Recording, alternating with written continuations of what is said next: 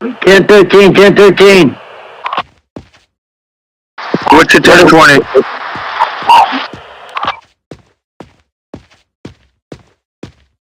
Harbor by territories.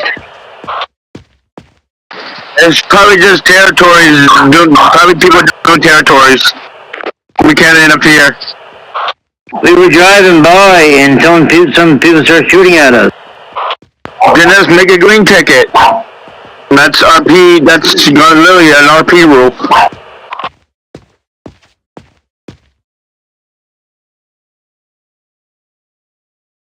All units head to the roll call. En route.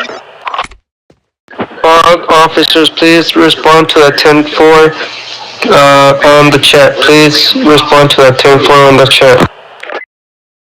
I was the first one here anyway, so.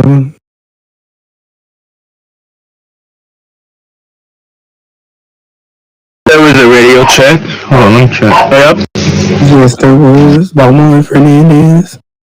Yeah, I seen it now. That's why I just put 10-4. I didn't know there was already one, because usually people say it over the radio.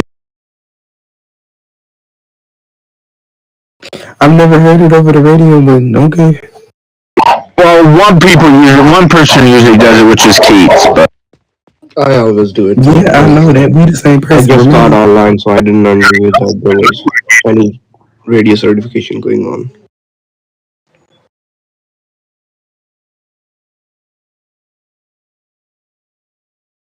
10-100 times 2. Y'all must be forgetting we the same person. yeah, I forgot you guys were brother and sister. Lord Jesus. It's alright. You won't forget us no more. Good evening. No, I won't. What is the location of that 10-100? By territories, by harbor. Okay, put a 10-100, whoever died, just make a bolo for the detectives. Plan on it. By the way, detective ice. We're not even supposed to be around territories. I know how to do my job. Yeah, I'm planning on doing it for every fucking one of them. We weren't patrolling our own territory. We're driving past. And there's about 7 of them, so you detectives are gonna be awful busy for the next week.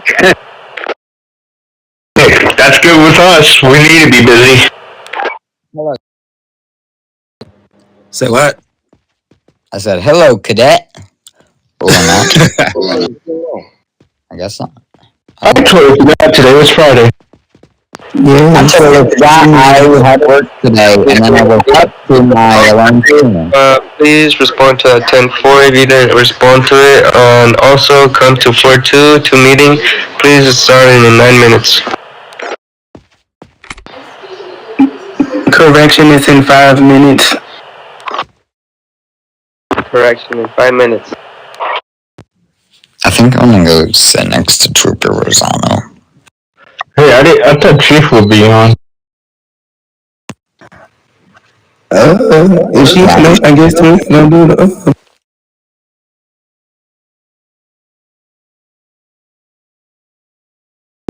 Second row's too far.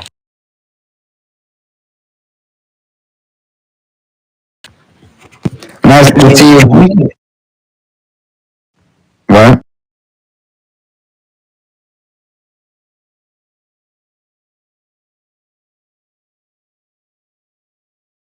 JJ in the room, please.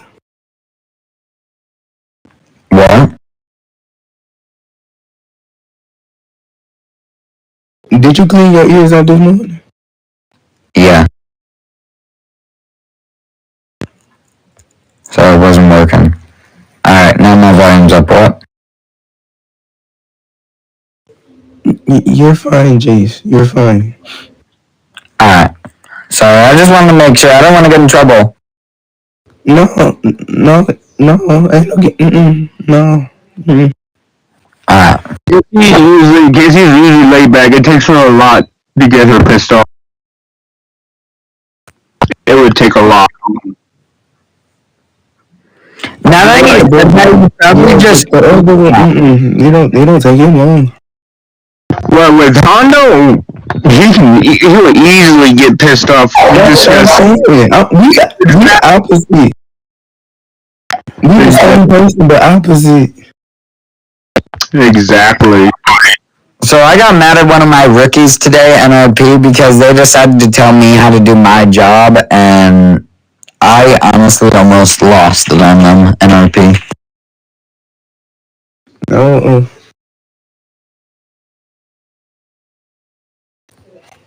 Okay. Changing your real spot. Yeah, it'll take him long, but for me, yeah.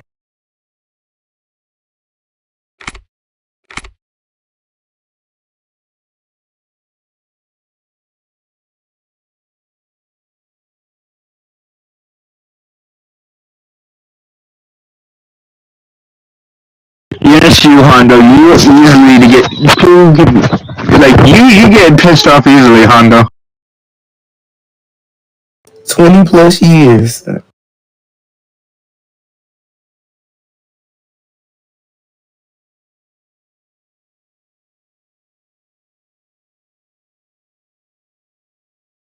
I'm like, bro, who is Hondo? Oh my. You just now realized your brother changed his name. No, I did not. Because as soon as he was in my car when he changed it. Hey, Gucci, after the PD briefing, can I speak with you? No. Okay. Yeah, you could. I know. I know you was just playing.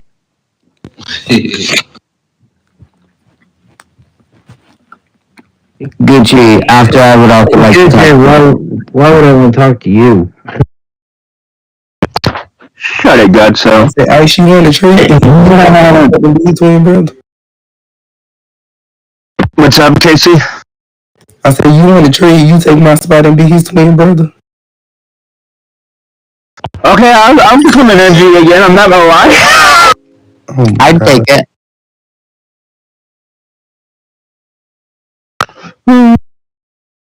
I'm 2 more ranks away from it.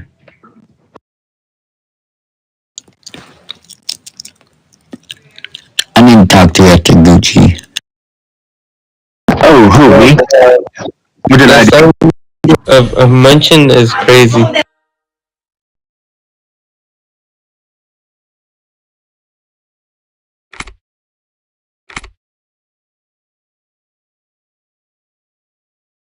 Yeah, didn't you learn that I would teach you not to talk with most open full? So, but I have a piece of gum in my mouth. Yeah, I heard that, bro.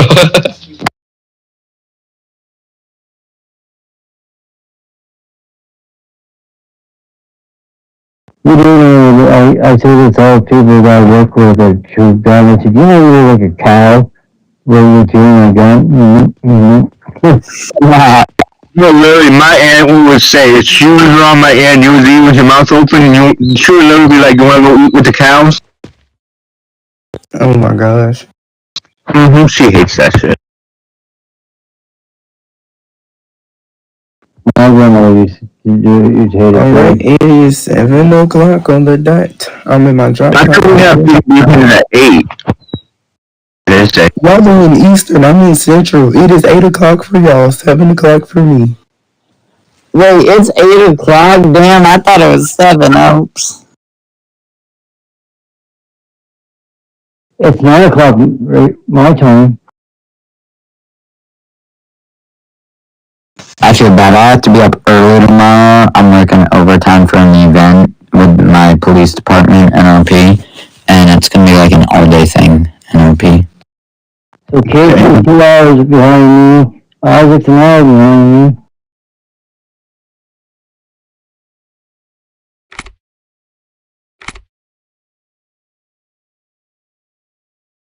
Because it's 9:06 right now on my time.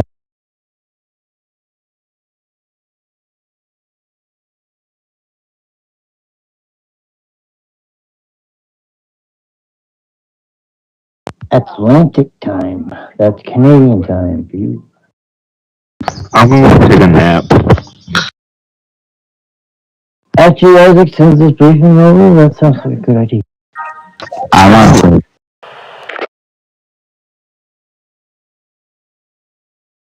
No, because I had too many beer in me today. Huh. Hashtag nap time. Lucky I'm fucking so. Posted it in 8 p.m. Eastern, 7 Central, 6 Mountain, 5 Pacific. Hey guys, I want to share some of that beer with me. Oh, why not? Hell yeah. Hey, I just don't drink beer, okay? I drink whiskey, I drink a lot of shit. Like the beer I drink only costs costs $44 and 6%. Fucking 10 of them gives me drunk. Hell, I had 100% pure vodka before. That shit's. I can't drink vodka straight. I have to mix it with orange juice or something. Well, really, I'm not supposed to be drinking hardcore liquor because it makes me mean. You ever heard Kelly's wine? I could see that. Only way I'll get mean is if somebody pisses me off when I'm having whiskey and liquor. I drink that straight Kelly's wine. I love Fireball. I used to love Fireball. That's one thing I have not tried yet was Fireball. Oh man, you're missing. Yeah, you don't know what you're missing.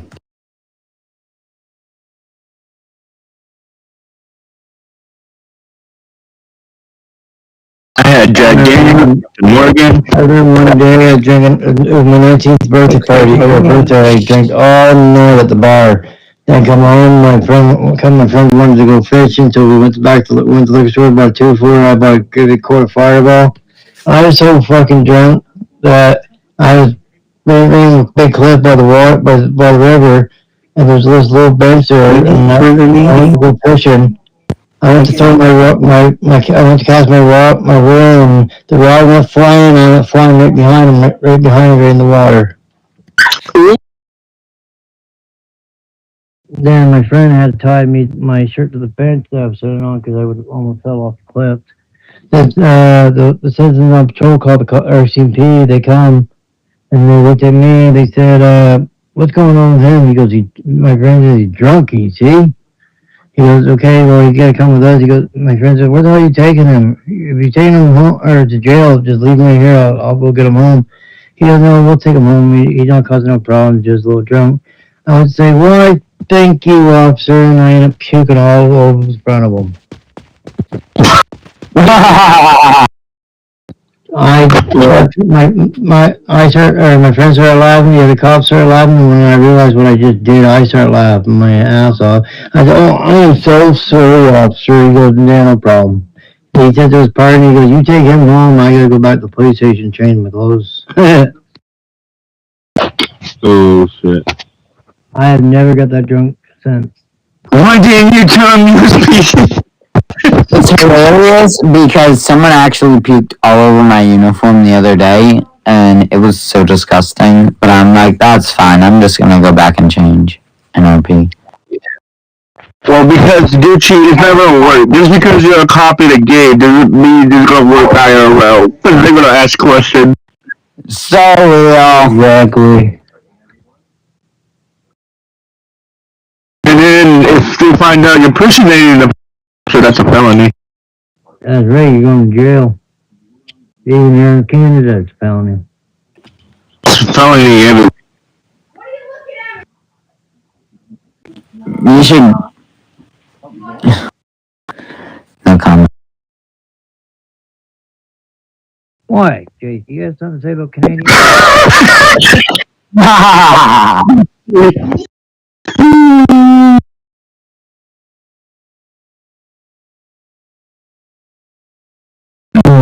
No, I got nothing to say bad about you guys. That's good. Because Canada isn't Canada without having the Georgester in it. Do you want me to text Chief on Discord or anything?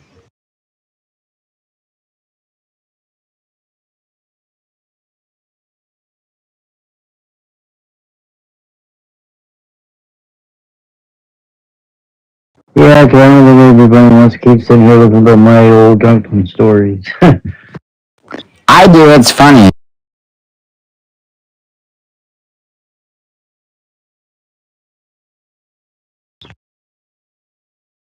I'm thinking about going back to school for law. I just don't know yet.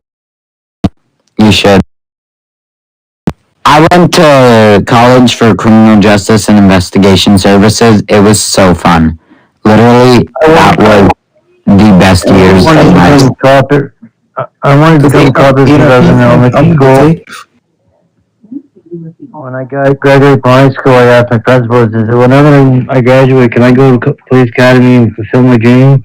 He said, no, you're not smart enough. So I went home, flushed the toilet, so there goes my dream down the drain.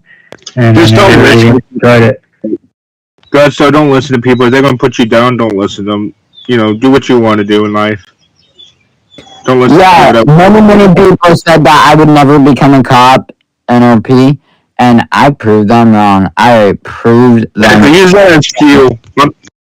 As people put me down, I use it as fuel, and I prove them wrong.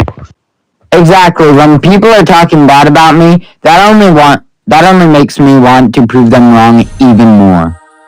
Exactly. I got a student high school name, and I really wanted to become a cop in real life, but after he said that, I said, well, I guess I ain't gonna cut it there. You would just, try it out. Like, follow your dream. If you want to become a cop, become a cop. Don't listen to people. Like I said, just use it as a... I'm 43, I'm probably way too old now. You can I'm about to be 30, and I'm thinking about going to college for law, for criminal justice. I'm almost 30. I tried to be a cop, and the first thing that they said if I was a U.S. citizen, I was like, yeah, I'm out of here. I'm close.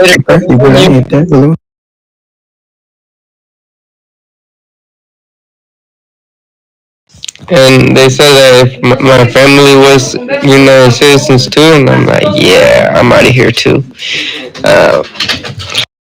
Not gonna work. I mean, I'm gonna bounce off of what Ryan just said and kind of what I've been hearing this conversation, Ben. Guys, look at me. Use me as an example because I'm 37. I'm pushing 38 this year, and I just got done with video and graphic design classes.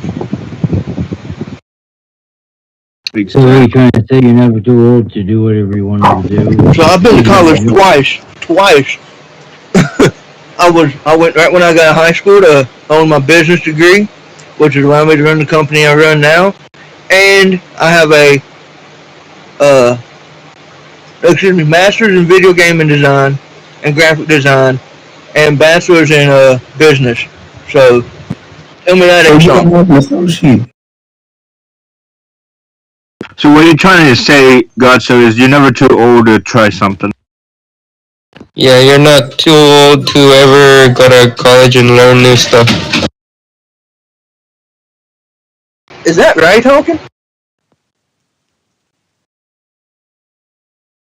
That was Fernandez and me talking.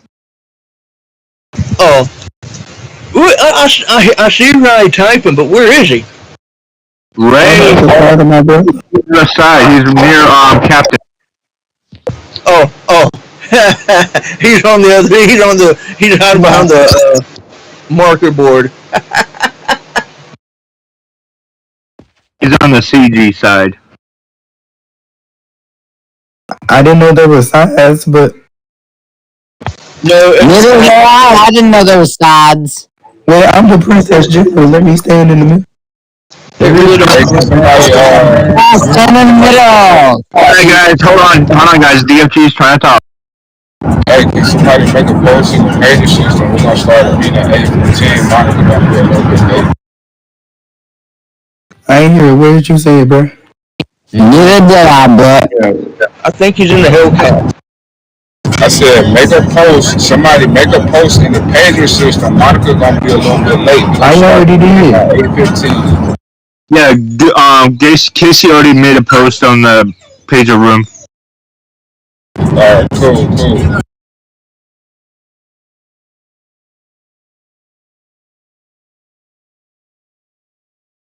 My goodness. Yeah, yeah. Now, once I get my situation with immigration, because I already put a process. Once I get all that shit in order, I'm gonna try to apply into the firefighters or going to going to the Marines or military. Yeah, you don't want to be a hoser. Well, the oldest person in PD is my dad, FYI. Really? Yeah, but with, you want to go in the police academy, you want the police department. Are you talking about NRP dad or are you talking about I did the that when I was younger, but I'm talking about RP. That's what I thought. I thought about him. Is he still PD? Because I haven't seen him in a while. His name on the list? Yeah, I just checked. Oh, hell yeah. I just haven't seen him for a while. He like 80 something. It's okay. Ah. I see you finally got your uniform out of the laundromat, Casey. I know it was taking forever. I know, right? What's up, AJ? Guys, I'll be joining back on in just a few minutes. What's good, everyone? How everybody doing tonight? Bruh, is that AJ's voice? I've not heard that voice in forever. Yeah, don't do me. What's up, AJ? How you doing, brother? Every unit should be on floor 2 at the moment. Patrols are on a temporary hold. Doing good, my boy. Doing good. Yeah, AJ, I remember like an hour after I got my badge, you got suited. He's been a student. Nah, bro. He was a student, and when my big brother was here, he was a student when my big brother was a student. Damn, that must have not been him then.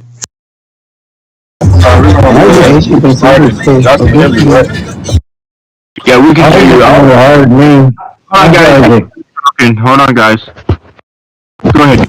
Alright, so we're gonna go ahead and get started. First and foremost, I do want to address the macro usage. Anytime it comes to using macro, tasers, and shooting macros, it is you have to use the macro before you use the force, unless it's immediate danger or you're trying to preserve human life. So basically, what I'm saying is, if you have the opportunity to throw the macro and still survive and shoot, or whatever you gotta do it. But if you don't, then it's not required. But if you don't use the taser or macro first, you must have body cam to support the reason as to why you didn't use the macro before you used the force. That's something that the admins came to us about. They were reviewing a lot of body cams, and it really was never supposed to become a popular thing. It's always supposed to be like that. But of course, we had people, just tasing people and then throwing the macro afterwards, even when they did have time to use the macro before. You said my background loud? Yeah, a little bit. Yeah, I had the windows down. Give me 1 second.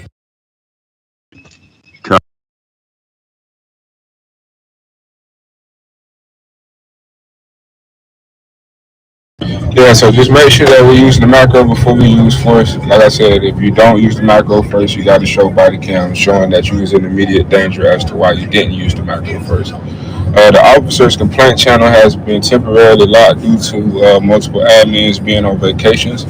So we will have to submit tickets via the complaint system on the main one-state server.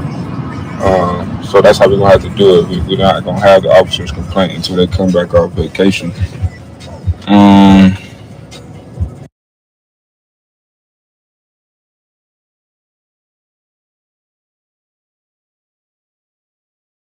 But Honda, I do have a quick question because I know my big brother when he was here, we was allowed to use it right after we used the weapons. Is that still allowed or no? No, any type of force, you need to use your macro first. The reason of the macro is to let both parties know that you're about to shoot or you're about to use force. And honestly, the game members are supposed to do the same exact thing. It gives you time to react. Because if I'm just running, just like how the game members just be running away from us on a foot pursuit and then they just turn around and shoot, is no type of warning. It's supposed to be a type of warning, some type of communication via the macro that you put in the chat that let me know you're about to start shooting, which gives me time to react on whether I'm going to keep chasing you, whether I'm going to take cover. That's the point of the macro. You get what I'm saying? So it's supposed to work both ways, but of course we're a faction, so we held to a higher standard. So we have to use the macro before you shoot, before you tase. Any type of force that you use on anybody, you need to use the macro first. Okay, because I remember we was told that we was allowed to use it after. That's why I was asking. Yeah, like I said, if you in immediate danger, meaning like if you use that taser macro or you use the shoot macro, that's what's gonna get you killed. Then of course you good, but you still need to throw the macro after the situation has ceased. But if that is the situation as well, you need to have body cams supporting that you was in immediate danger. That's why you didn't use the taser macro first. Okay, I see what you're saying now. Okay, my bad. Whether you're shooting macro, you're being shot at and you're trying to run for your life. They try to get you. The walkie. Gotcha. You're using the radio. I'm sorry. No, like I said, but when you're trying to run after a suspect and they're firing at you and you don't have time to put that shoot macro up, then you're sitting there like shooting at them, but the same moment you get time, whatever, to throw it up, yeah. But what if they kill you before you have time to put it up? That's what I'm saying. If you are in a situation to where using the macro will get you killed, then it's not required. Like say for instance, I'm coming over here as officers, our main source of force is tasing, right? So I'm trying to tase off the flap.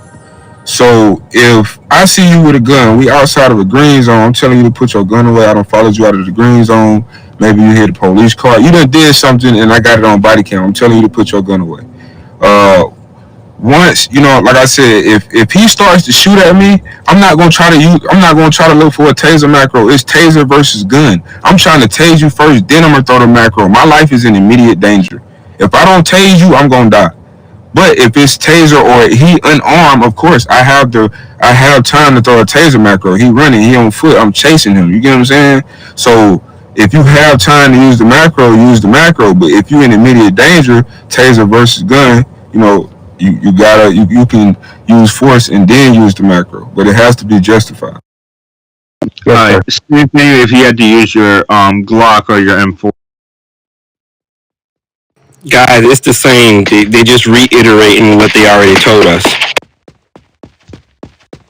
Just make sure you can articulate that the reason why you did not use your macros first. Yeah, I see it now.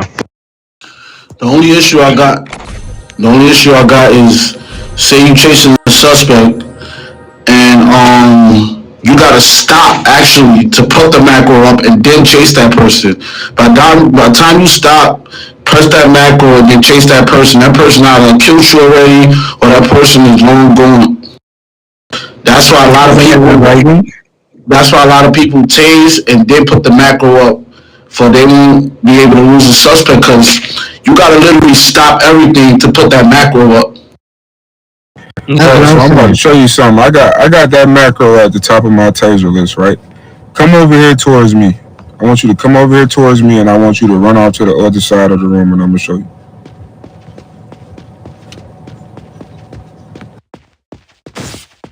I just hit the running lock and then I threw the taser macro. The taser macro and my macro is literally the second macro. So as soon as I hit the macro button, boom, the macro taser, is right there. You feel me? So if you're on a foot pursuit, just go ahead and put your character in the lock and then throw the macro. Then that's when you can focus on, actually apprehending the suspect. So you still have time. Your taser macros shouldn't be at the bottom of your macros. It should be at the very top. My self-defense macros are my first two macros within my list. Because the way that they RP, I know that I'm going to need them first and foremost. You get what I'm saying? So if you running, put your character on character lock, throw your macro, then lock back in. It's always a way to get the job done. Yeah, the other update it didn't have that, so now we got it on this one, so we gotta um get to use it. Yes, sir. So when it comes to radio usage, I do want everybody to still use the floppy macros. So basically, so we don't do so much overlapping on the radio. So if you're in a situation, if you see a 1013 going on, you need to throw up your 1013 macro and then attempt to communicate it over the radio. If the radio is unavailable, guess what? You still made a communication via the chat. And then once the radio becomes available, if that situation is still ongoing, then boom, you know what I'm saying? You can come on the radio. I need a 1013 to HP or wherever you at. You get what I'm saying? But it's two forms of communication. That way we don't have to solely focus on using the radio to get our voices heard. Because a lot of times, and sometimes people don't get help because we don't hear you because you done came on the radio while somebody else been talking and they was over talking you, so, and you was basically their background. So we heard one call, but we didn't hear the call that was in the background. So just to kind of seize that, and like I said, two forms of communication is always better because some people may be in areas where they had a volume turned down, so they're not going to hear the radio regardless. But they're able to see their screen, so they're able to see it in the chat. So I do want y'all to utilize the macros that we give y'all for as 10 codes and communication, just so we'll have two forms of communication to always keep those avenues open. With the cadet classes, yeah.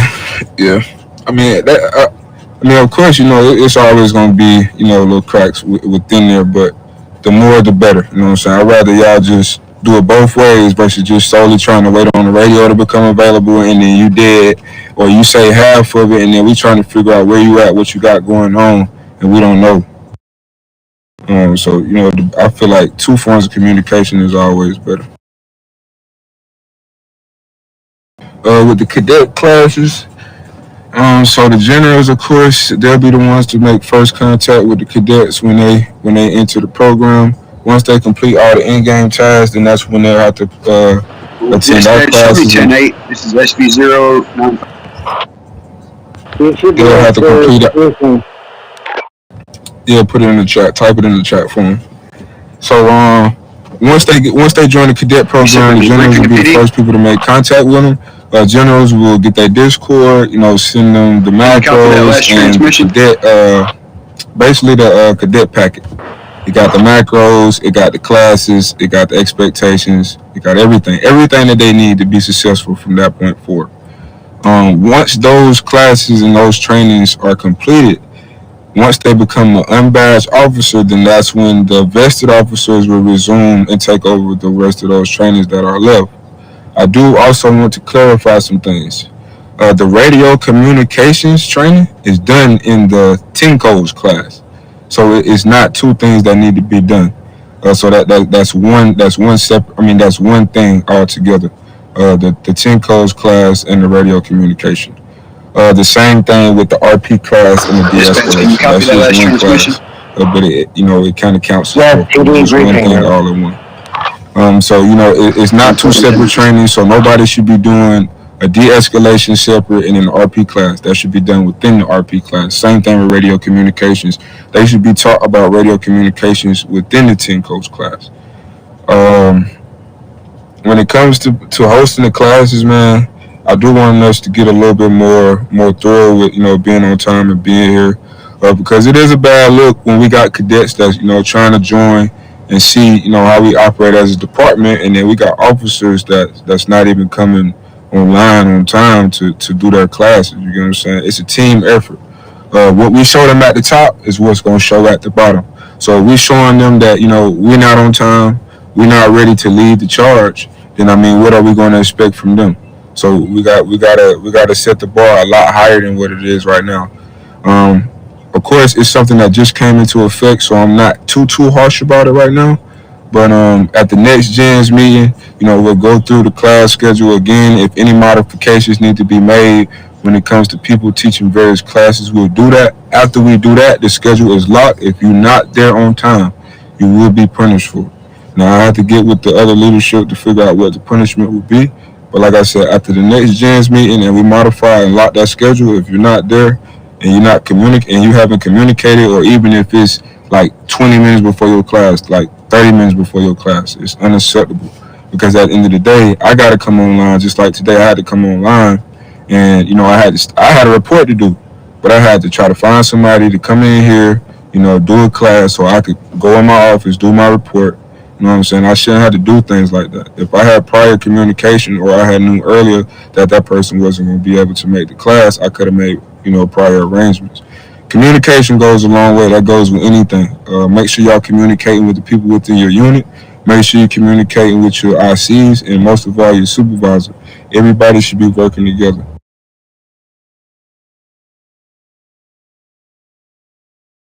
Corrections. If you're not a part of corrections, you shouldn't just be hanging out on floor one unless you're a sergeant major in training to fully become a correctional officer. Other than that, you should be jailing your people, putting your people in jail, and clearing the floor. And that's either go to floor 0 or floor 2. But you shouldn't be. It shouldn't be people, just loitering on floor one, just trying to catch somebody. Also, I do want us to be, like I said, at the end of the day, our job is to serve and protect. We are officers. We're paid by the state. So I want us to treat, like I said, every individual, no matter their origin, their skin color, whether they're a gang member, civilian, everybody is to be treated as a person.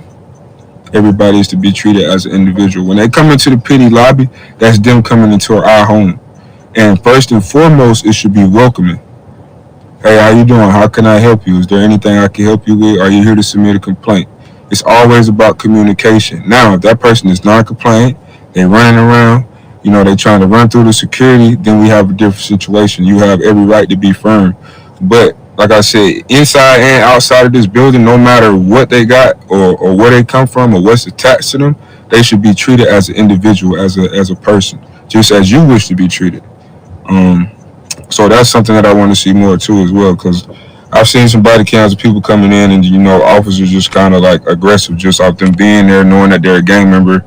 We're not supposed to know that their gang affiliation unless you're a detective, so you're a little bit more deeper into it. You may know them personally, did interrogations, etc. But we're not even supposed to know their name until we get their state ID card. That's another thing. Stop calling people by their name before you get their state ID card. It's sir, ma'am. When I walk up to people, I say, "How you doing, sir?" I don't know your name. I got to get your ID so I can know your name. So we got to RP that a little bit better as well.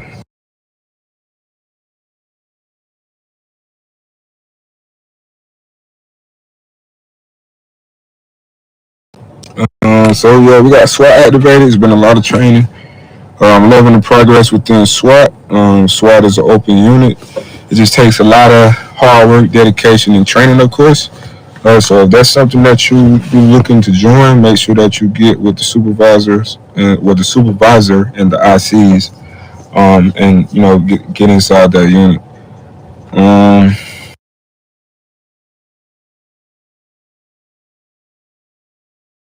Any questions, comments, or concerns so far?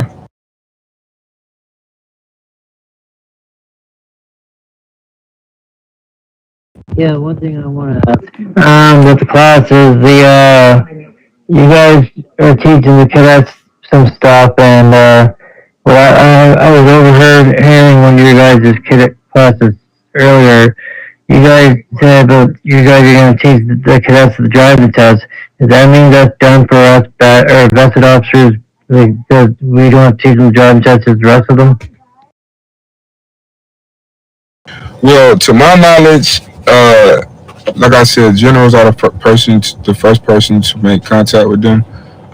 When it comes to the driving test, since it is certified vested that are certified to do that, I'll talk to Monica and see if that is allowed. But it'll probably just be like the patrol car or the driving test, like the more serious things such as 10 codes, RP class, and things like that. That'll be more so for the generals. But I do believe like patrol car and driving tests can be done by vested. But like I said, I'll have approval from her. Like I'm the first IC of the academy, and that's how it has been since I joined the academy, right? That's it. They get part of all the trainings that we do to the young badgers. But then I heard that cadets are already being when the cadets get their with your uniform, I was doing the trainings, the macro trainings and all the trainings. They said, okay, let's do your driving test. They said, well, that's already done. We already did that. So, what? I said, how come they never told us that we weren't doing it anymore?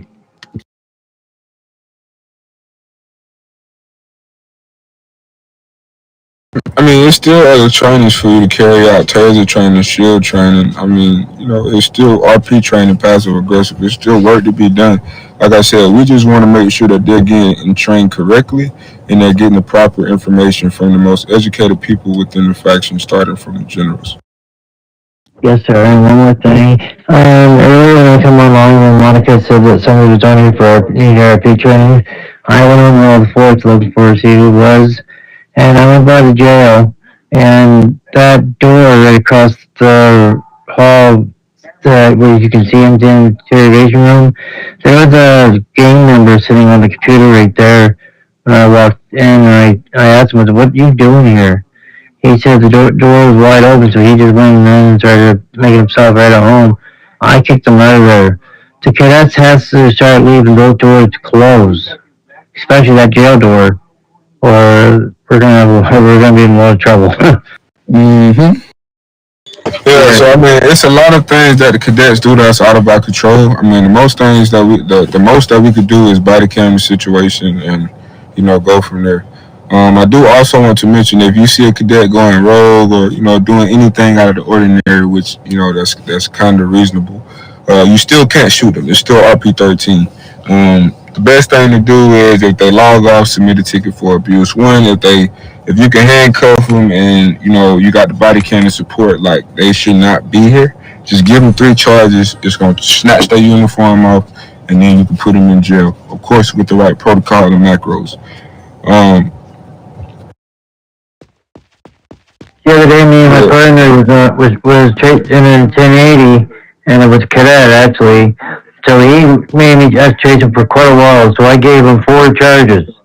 I think yeah, 3 or 4 charges. I can't remember exactly which ones there were at the moment. But yeah, I gave him 4 charges. Then as soon as I got to PDG and we got out of the car, he wasn't in the cadet uniform no more. oh yeah, you give them 3 charges, that uniform coming off, and it's gonna come with I think 3-day cooldown. I know I did charge him for fleeing the scene. I charged him for disobeying a police officer because we told him to stop, and I gave him resisting arrest. That's what they were.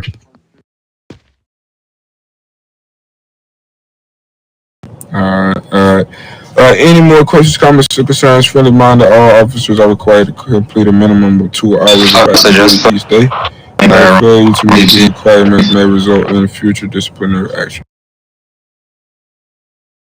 All officers should be on floor 2. But yeah, any more questions? Alright, go ahead, Trippy.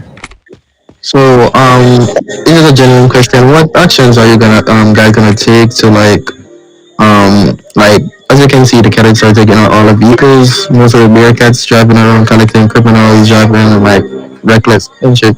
So, I think that you guys should like go to the admins, try to get them to put on some restrictions where the cadets cannot drive the police vehicles.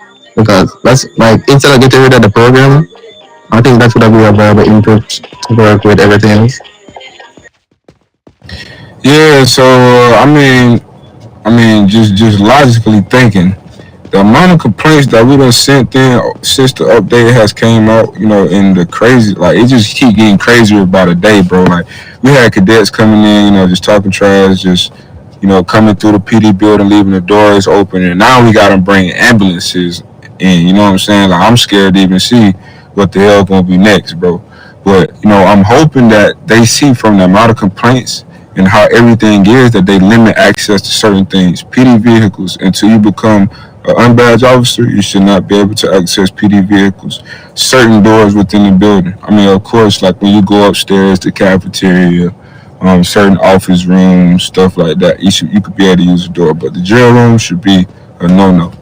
So I'm hoping that they kind of add some restrictions, because I think the cadet program is a good thing, but of course you got the people who going to abuse the power that they're given when they're in the cadet uniform. Okay. Why are y'all in Ohio? But yeah, we're gonna keep submitting complaints, and hopefully next update they provide us with some restrictions. NRP, I just wanted to ask that question. How does PD servers get away with not using macros? If we all gotta use macros with Because we the best. That's why. I ain't gonna lie. It's because of the kids. That's what it is. This is just like honestly speaking, bro. Like this is one of the most like good formed departments I've ever been a part of. I'm talking about from the structure of the officers, the people we got in this room, the personalities in here. Like, the standard is real high over here. You know what I'm saying? NRP, I went to another server, aka Laguna, bro, as a cadet, and it's just like to see what's going on with the other departments, bro. Like it's really sad to see, bro. So it's just like we held to a higher standard. Yeah, they don't gotta use macros, but we trying to actually RP. You know what I'm saying? And we want to actually be held to the higher standard, and that's how it's done. You get what I'm saying? The other servers, they be crazy. Like I can only imagine what trying to RP as a cop and go meet it is like, bro, in RP. You know what I'm saying? So it's just like, bro, I'm grateful to be over here. I'm grateful for the people that's inside this faction that put on this uniform. And we just want to do everything correct. You know what I'm saying? Everybody, for the most part, when you made an account and you started playing the game, you signed a commitment to RP. You know what I'm saying? That's what we're here for. And macros is the most important way to communicate because it's on the screen. You can say what you want to say, or you can talk all you want, but it's just like when you go back and watch the videos and the footage, you probably not gonna remember what you said 3 months from now. You know what I'm saying? But it's in the chat. You got macros. You know what I'm saying? So it's kind of like a movie almost, not literally, but it's kind of like a movie. You can go back and rewatch it, and you can know exactly what happened because macros is used. And that's kind of the whole purpose of it. Like, this game is to create moments with people from all over the world. No matter what state, no matter what continent, wherever you at in the world, you can get into a server with people and create moments. You know what I'm saying? Whether it's you being a cop, a medic, a soldier, you know what I'm saying? But it's supposed to be you record your gameplay is not just for body cam, it's for memories as well. You know what I'm saying? You go back and watch these videos, these raids that you do with people, these roadblocks that you do with people, and you got all the macros like, you checking his passport, you doing the 1028, you typing their name in the chat. They saying that he's wanted, and now, you know what I'm saying? Like, the RP is there. So that's the main reason for macros.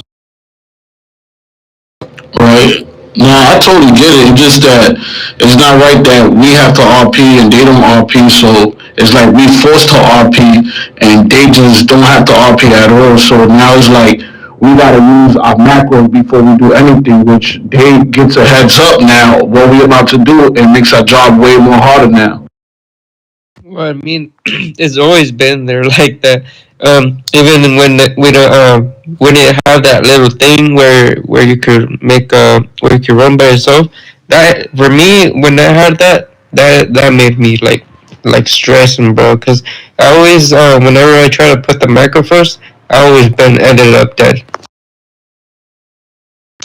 Yeah, same here. Like, not everybody's quick to throw up their macros and then tase or shoot or whatever.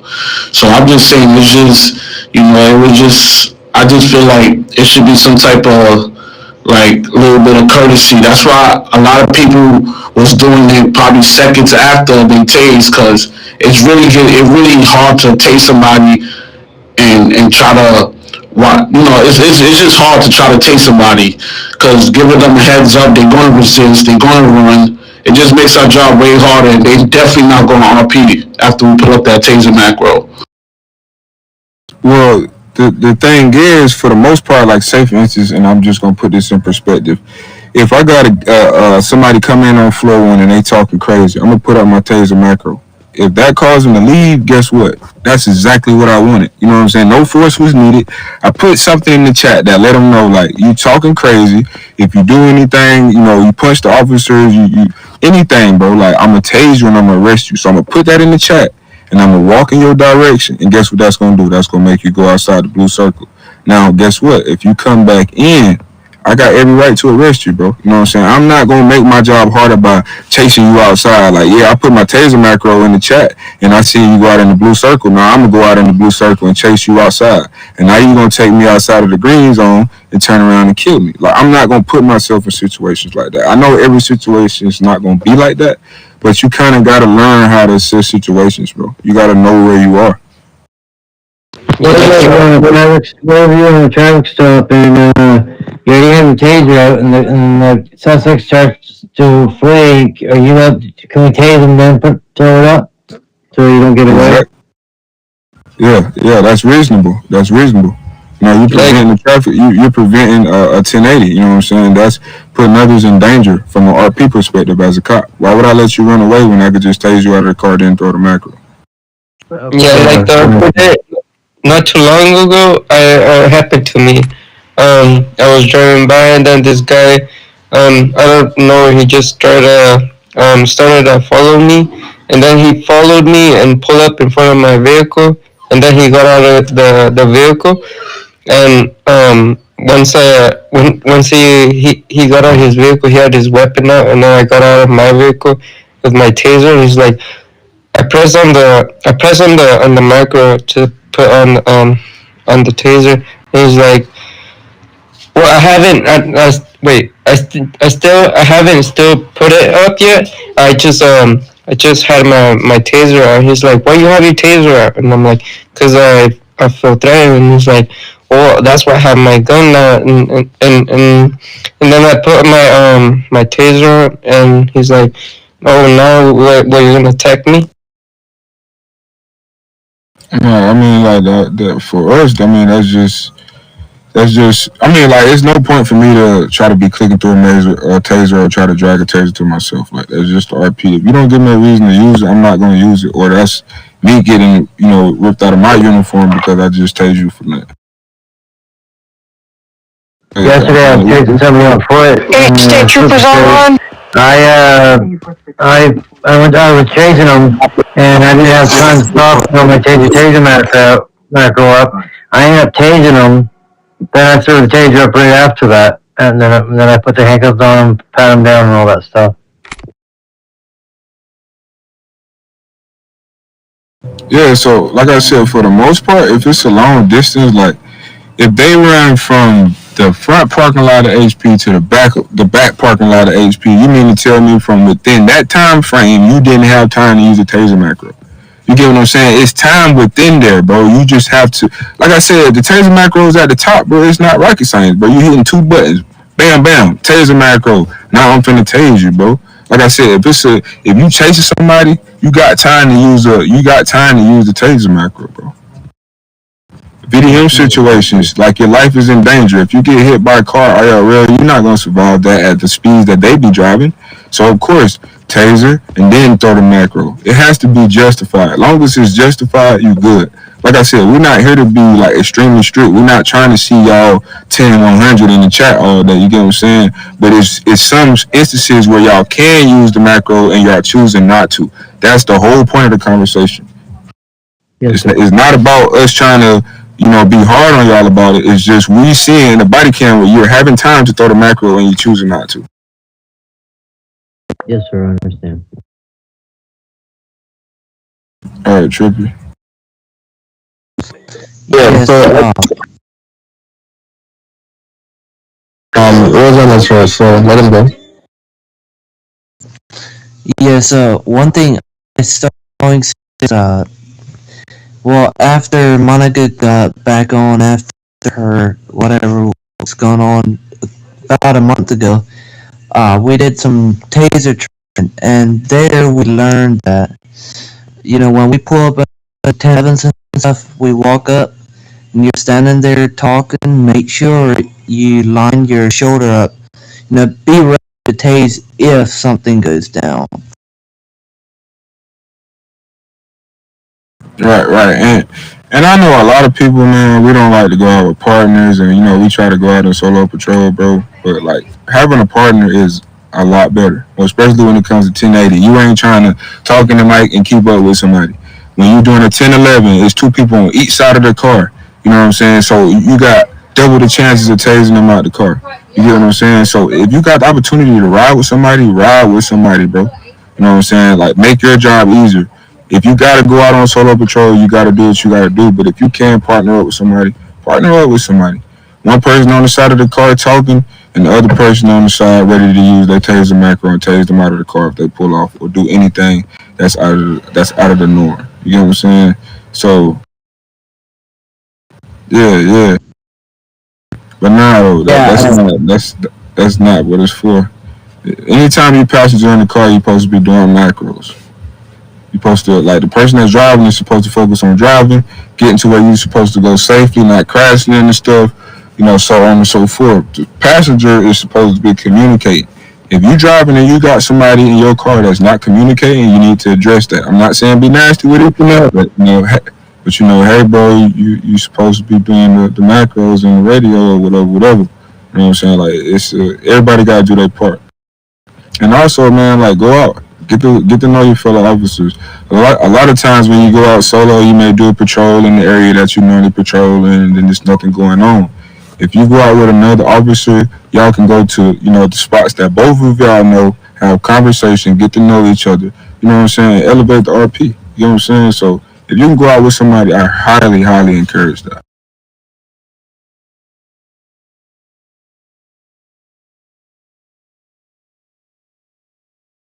Oh, trippy. Yeah, so back when I was civilian, I had this issue. I don't know. Okay, so back at camps, there's a zone there where it's a red zone. You can chill without being punished. So I actually ran up on two cops. I killed one. Now, when I was passing my PD, that same cop chased me out my car. So that I remember that I killed him.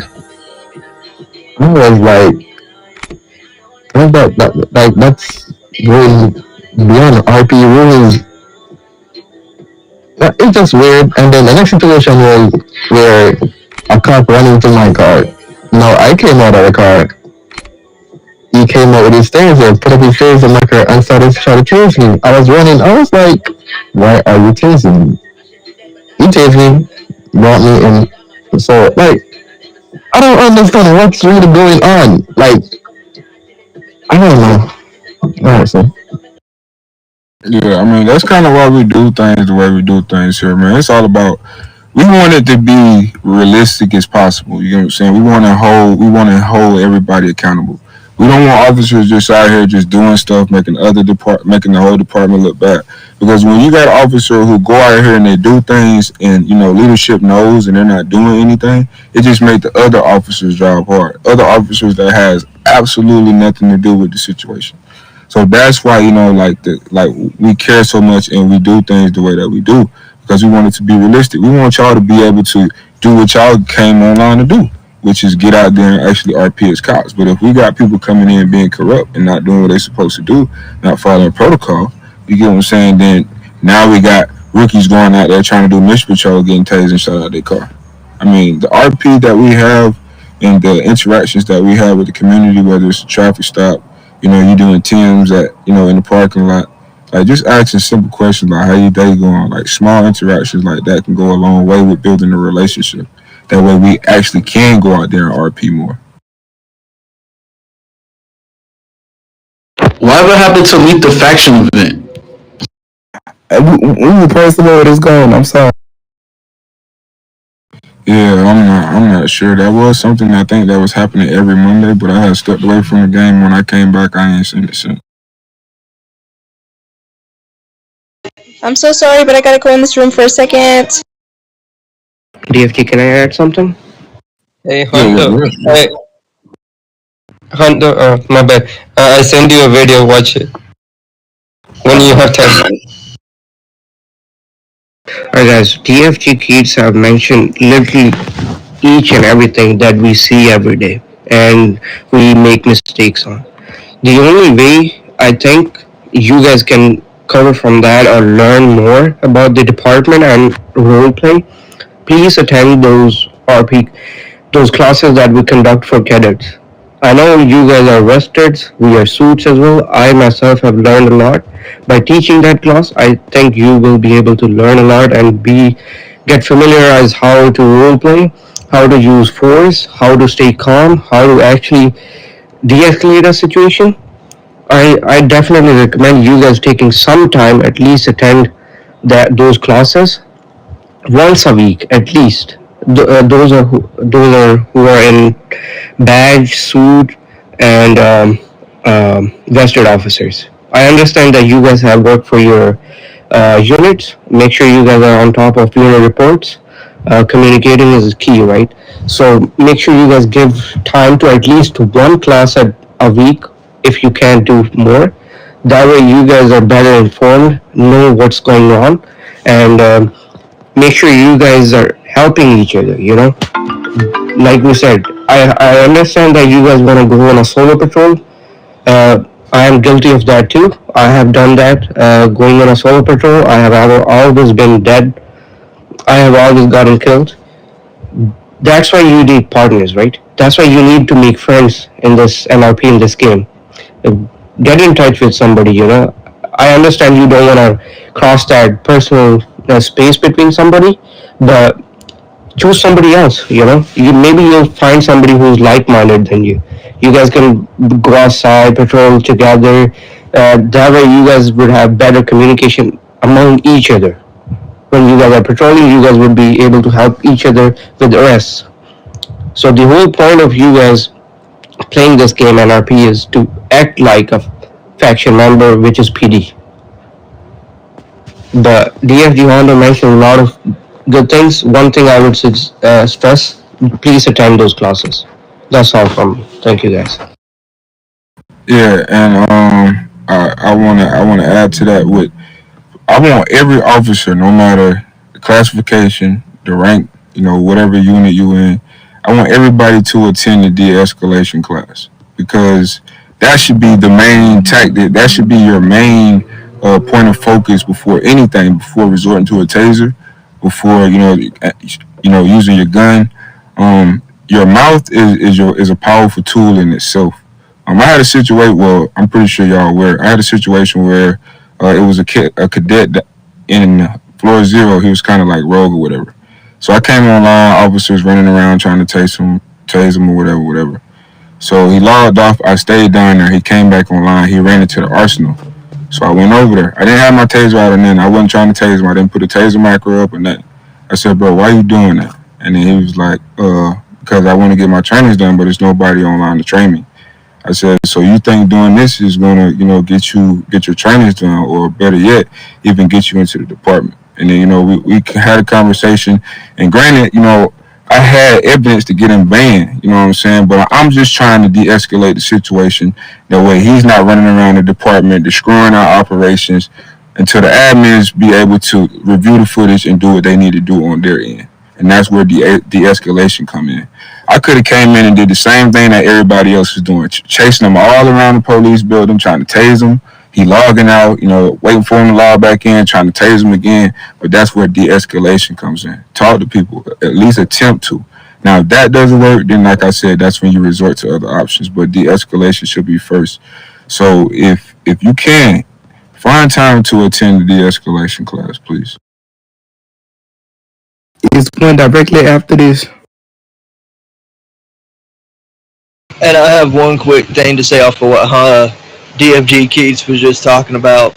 Anybody that's seen me on floor one, because I'm one of the correctional officers here, it's like he said, I don't raise my weapon right away.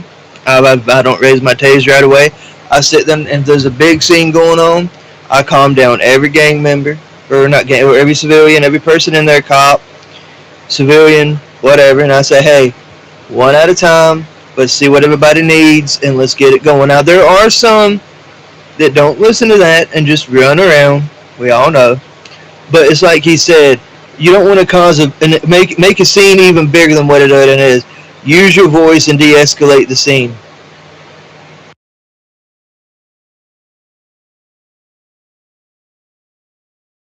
And one more thing, guys. NMP, our server, as small on numbers, right? And when I was in corrections, I go to HP, I go to hands. People know me. Most of the people know me. So whenever I am doing my duty, they will cooperate with me. All right. So if you guys have better connections, make sure that's not gang affiliated. You know what I mean? Just don't sit with a gang member for an hour and make friends, and then tell. At the end of the day, he's gonna tell you to not arrest him and stuff. We're not giving anybody favors here, but you will get involved in the community when you communicate with them as well, when you welcome them in the lobby, when you politely ask, "Are you here for a visit? Are you here for a complaint? Are you here for a higher up to look for, or you need any information?" That should not be. We teach that in 10 code. We teach that in RP rules class. So if you haven't attended that class, please do. Please make your time to attend that class. It should not be always about aggressive force.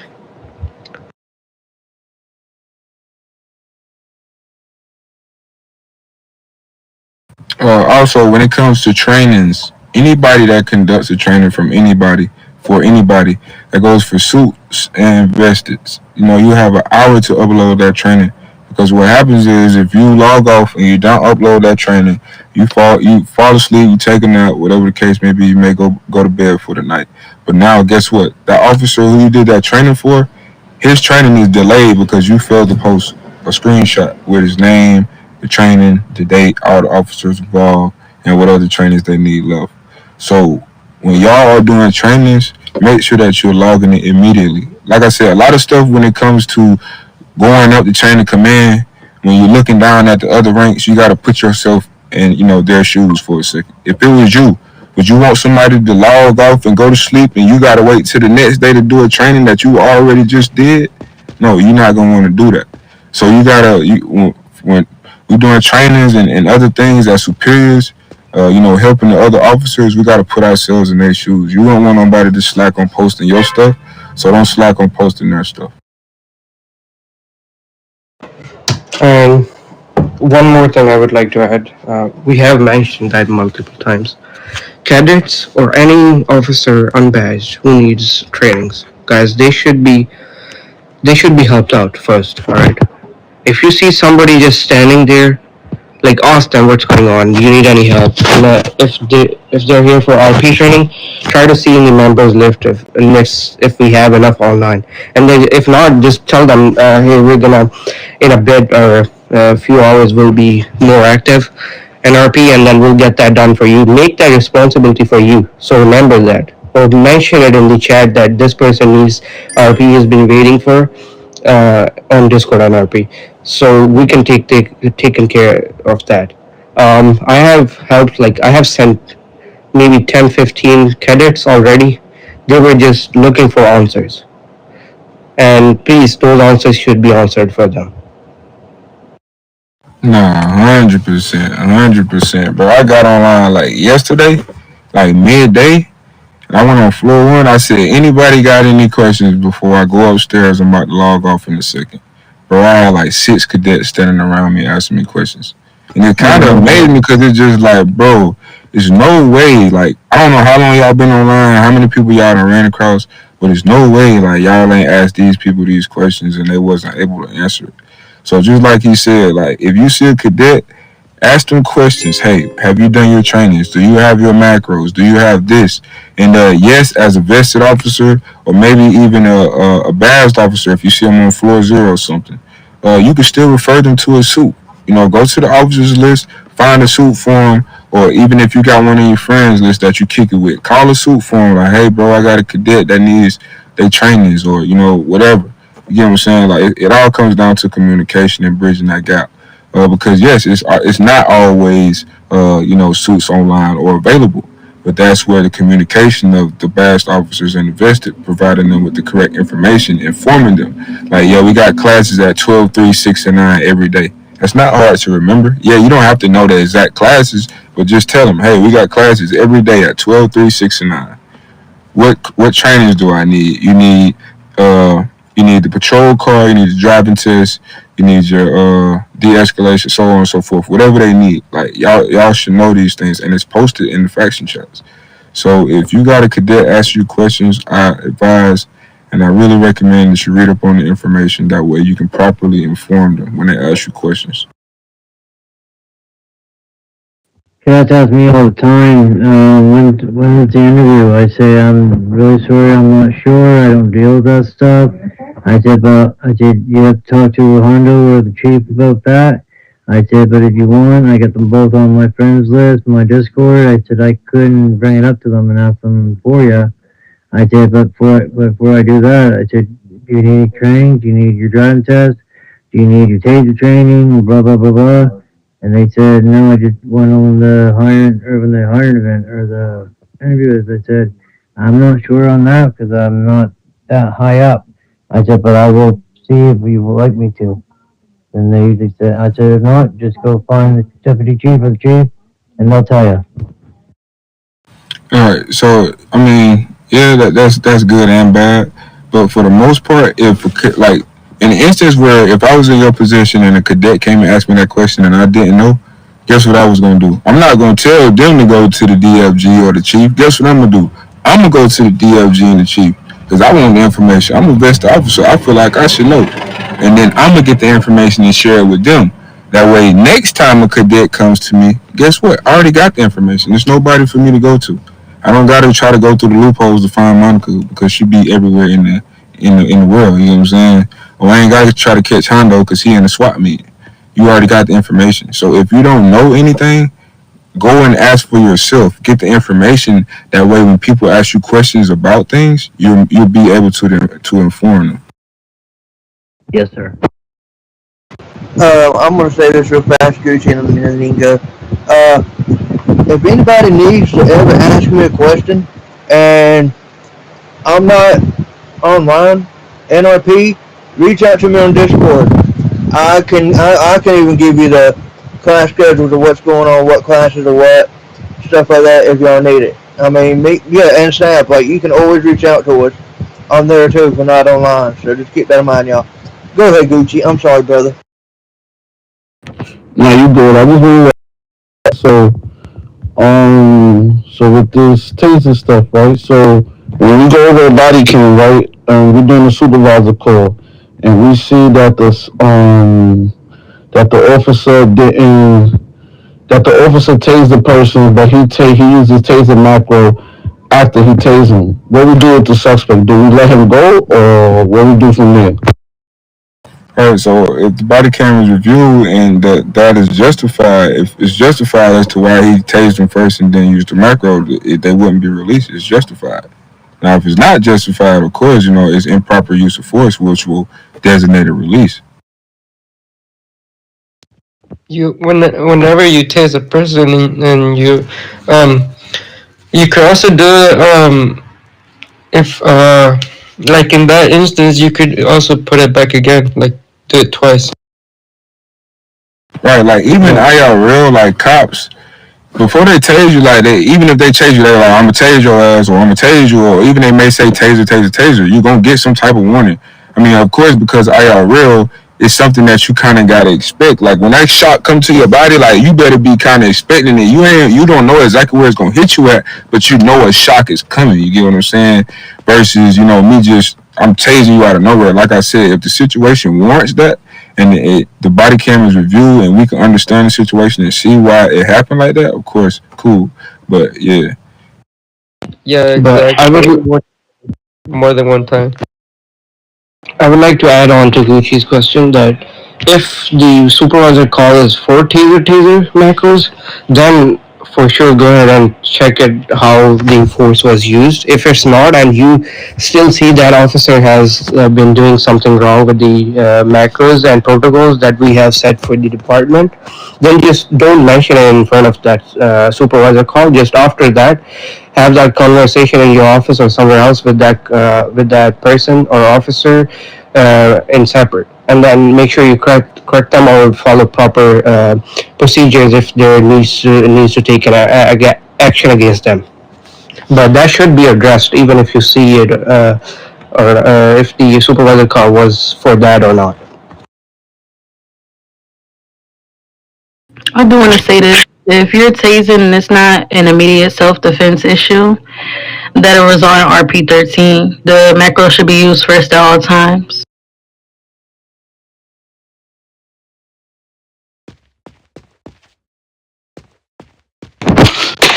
Well, I'll try. I'm not gonna hold you. I'll try. I'm one of those. I react before I even do certain things. So, I'm just saying, be mindful because admin already said this to us, and if admin catch you, you will have to be dismissed. but my thing is, why is only us? Is what I always ask. Like, it's always just macro. Nowhere else does this. If we all in this one state, why we the only one that gotta follow the rules and nobody else don't? That's just be my question. But it was answered a million times already. So. I mean, everybody has to follow the rules. It's just whether they're caught or not, honestly. And other servers, they do not use macros. They shot at me, killed me, no macros. PD officers letting people go from jail cells. It's crazy other servers. But, we all supposed to be one state, but it's like we're the only one that follows, which is not a bad thing. It's good that we follow the rules and all that. It's just frustrating that we're the only one that have to, and 50 other servers could do what they want.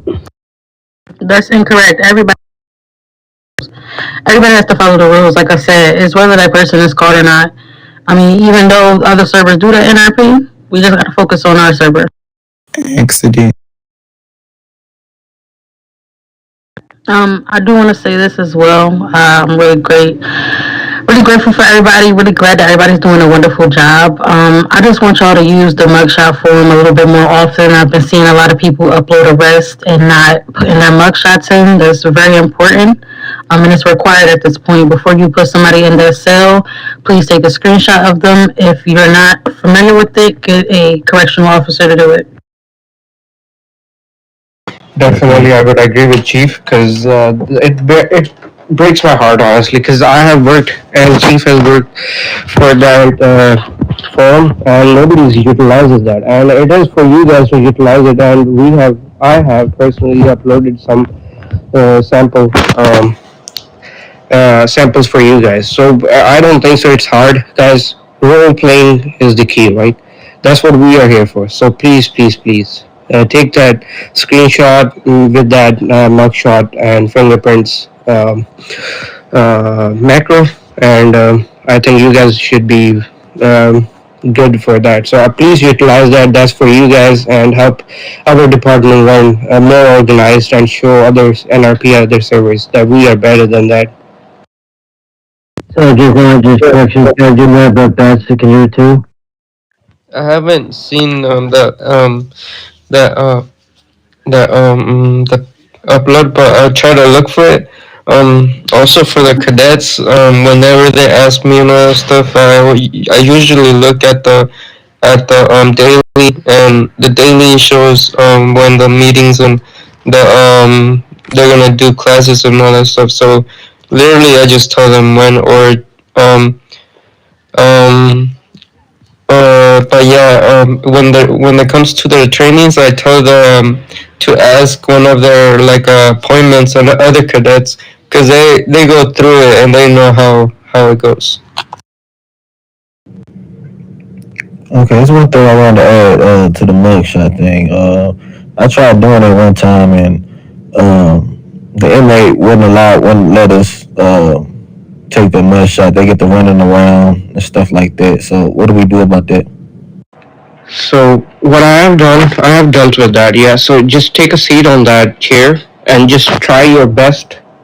Just take with that macro. Try your best whenever you see them in your NRP in your screen. Take that screenshot, or you can go back in your what do we call it BC, and then pause it where it is, where it shows him, right where you want it on the screen of yours NRP, and then take a screenshot from there. You can also crop it to right where you to just shows their face and their head. You know what I mean? Okay. Like you don't have to have the whole when you take a screenshot. You don't have to have the whole thing. Just hit edit and hit crop, and you can just make it cop against it just shows their head and their face like a mug, like an actual mug shot. Question. Answer. Okay. I know when we used to post arrests and stuff like that, we would like screenshot their identification card, like their state driver's license or passport or and whatnot. Is that not a thing anymore? Do we not need to do that with our booking information and stuff? Like if you're doing a screenshot of something, and then you put the screenshot of their driver's license up there too. I mean, would that be substantial for something like that? It's really not needed as long as the body cam of the arrest is there and it shows exactly what they did to cause you to arrest them. Then it's not needed. The only thing that you need to do before you put them in that cell is to screenshot. We'll take a photo of them and post it in the mugshot form. If you want to add their identification in the mugshot form, that's cool. But when you upload the body cam, the body cam's there. We don't really need that screenshot. Okay, 10-4. What if you're arresting them like they're standing in front of you and they're looking right at you? And can you like hit your screenshot thing right away and use that as a mugshot because they're looking right at you when you're handcuffing them? So No, it needs to be done in front of the cells. Because when that's NRP, if in our IRL NRP, so they don't take screenshots or mugshots of the suspect outside. It's always done inside. Yes, ma'am, I understand that. I was just wondering, that's why I asked, like, because they're looking right at you, right? Well, they show the news. Well, yeah, but we're not running around in circles here trying to stop you from taking it. Sure that. But yeah, so I mean, one thing I also do want to know: a lot of things that we go over and talk about in these faction meetings are posted throughout the week in the faction announcements as well as the faction chat.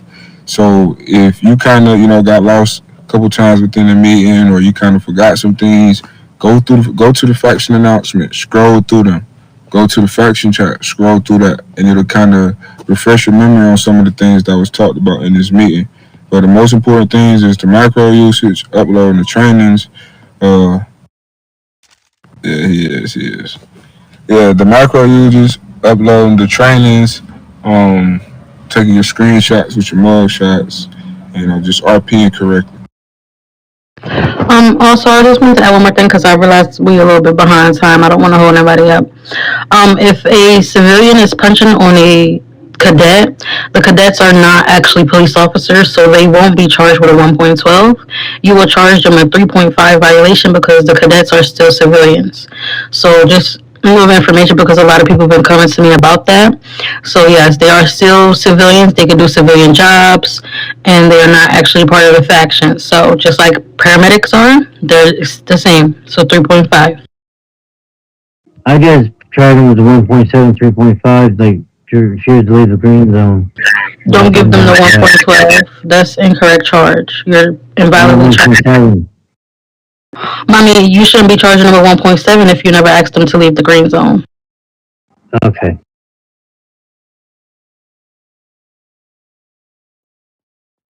Yeah, so now that she said that, when it comes to, like she said, that 1.7 and the 3.2, you have to give them some type of command before you give that charge. Like you can't just, they came in the lobby and did something, and then you arrest them, and then you charge them with disobeying, and you didn't give them anything to disobey.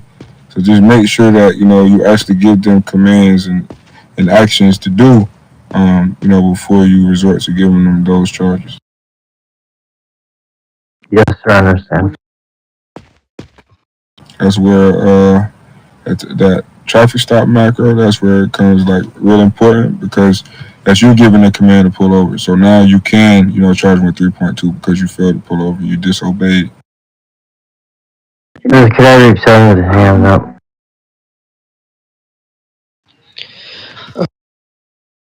Alright, so we're gonna really take the more serious questions at this point in the meeting because like we got other things on our itinerary. Where I got a class to teach. So if you got any like real serious questions, something that we may not have touched on throughout this briefing, now is the time to ask that. If not, you can contact me directly on Discord. You can call me in game. You can DM me in game with any questions that you may have or set up a meeting and I'll answer any questions that you may have. I got one. Um, what would you do? What would we do if when like if a student is not around and we need to do like a training for one of the unbadges or something? I mean, that's the officer's job. If you're a vested officer, you're handling the unbadged training. The only time a student is needed is if it's a training for a cadet. I have a serious question. As a cadet, somebody comes in the lobby and starts assaulting us. Are we allowed to defend ourselves, or would we get in trouble for that? Yeah, you can get in trouble. Don't hit back. It's best to let an officer know so they can arrest him. So we can do that training and like supervise it. No. You cannot do the cadet trainings. You only can do unbadged trainings. If you see a cadet and they need training and a suitor is not available, the only thing that you could do is put a message in the radio chat or go to Discord, put a message there. Like, I mean, of course you can't just make one appear. Sorry, buddy. Sorry. You just have to tell them, like, hey, it's not a suit available right now. No, with the supervisor call, they request the supervisor, and it's taking time. Like, that's why y'all supposed to have the supervisor macro. That's gonna let them know, depending on availability, it may take 30 minutes or more. That's where that comes in, and it's very vital. Exactly, and I've been on y'all about that supervisor macro since I came up with it. It's been posted in Discord multiple times, and I also put it in the macro forum for you guys to see it. So, and if no one is online, you need to make messages in Discord trying to get somebody to come online.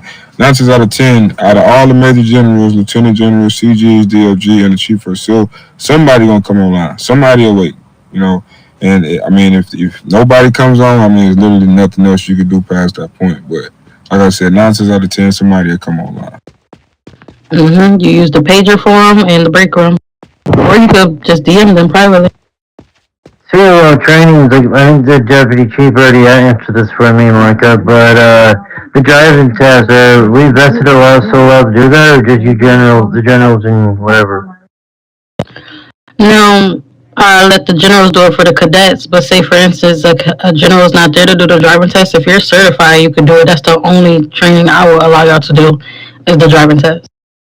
Okay, because one day, one of the unbadged kids got their unbadged, and he asked me to do the macro, like the trainings.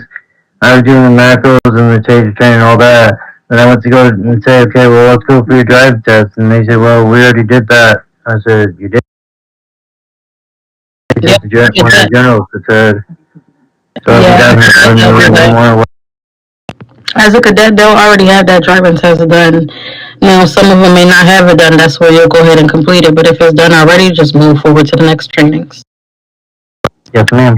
And for RP trainings, no, a vested officer cannot act as supervisor. It has to be a general there. That's why it's required for at least 1 to 2 generals to be at that RP training. Quick question: is the colonels that's still in the MG training, can they that supervisor call for RP training? If they're in MG training, yes, but if they're not, no. Okay, I didn't know if that was still a thing or not. I have a question.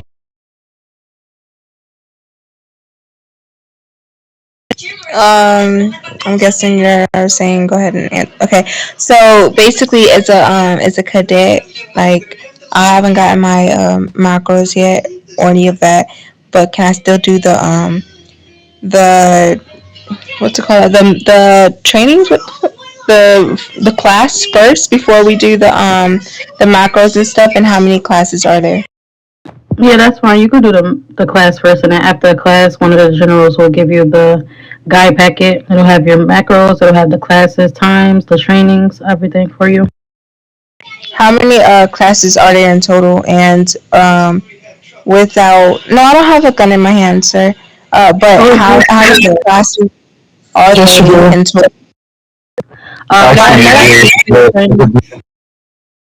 That's gotta be the coolest glitch I've ever seen. She's holding her gun by the barrel. I thought it was So let's a be focused, guys, please. So you'll have 5 classes, 4 trainings. Like I said, once you are done the class, you'll get a guide pack. It'll have everything for you. Okay. That's why I was just asking. I didn't hear what you said about how many classes they are. It's okay. Before I'll we- get the guide pack.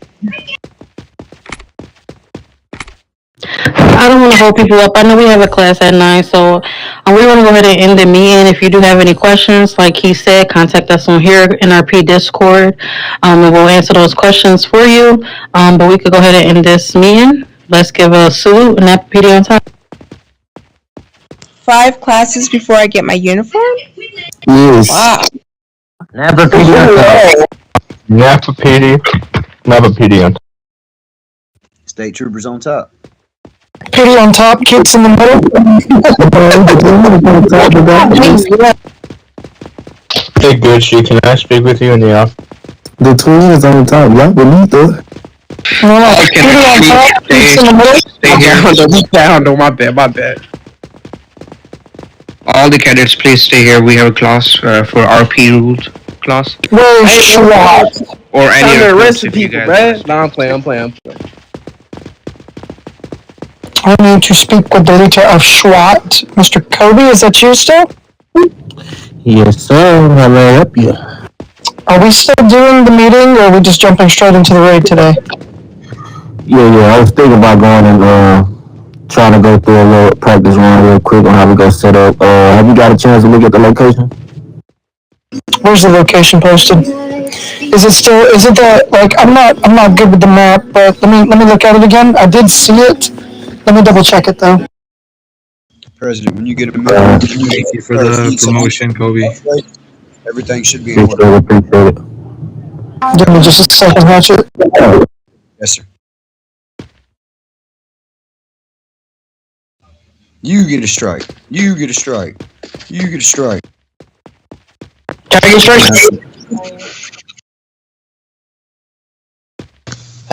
Did you get to general now or major gen? Yeah. I really put in like 6 or 7 arrests, but 3 of them's all I needed. So, and a few of them did the booking officer as it because she was really the one that did the arrest, her and Kirko. But I actually jailed him, so I just did me as the booking officer and posted the shit in. Yeah, Kobe, so y'all meeting for the raid? Alright, let me step outside and let me see the map real quick. I can tell you which one it is. Okay. Yeah, we're gonna try to go scope it out. Just kind of, I kind of ran through there all day. Pretty much, it's been a lot of activity. I sent you a video of the location, so it should be some activity there. If not, then we could try another spot. But just let me know how it look, and we'll just go from there. Traffic and everything, when you see suspects, inside the gang house or in the parking lot, just let me know how many suspects inside the parking lot, and just let me know how the traffic look around the gang house.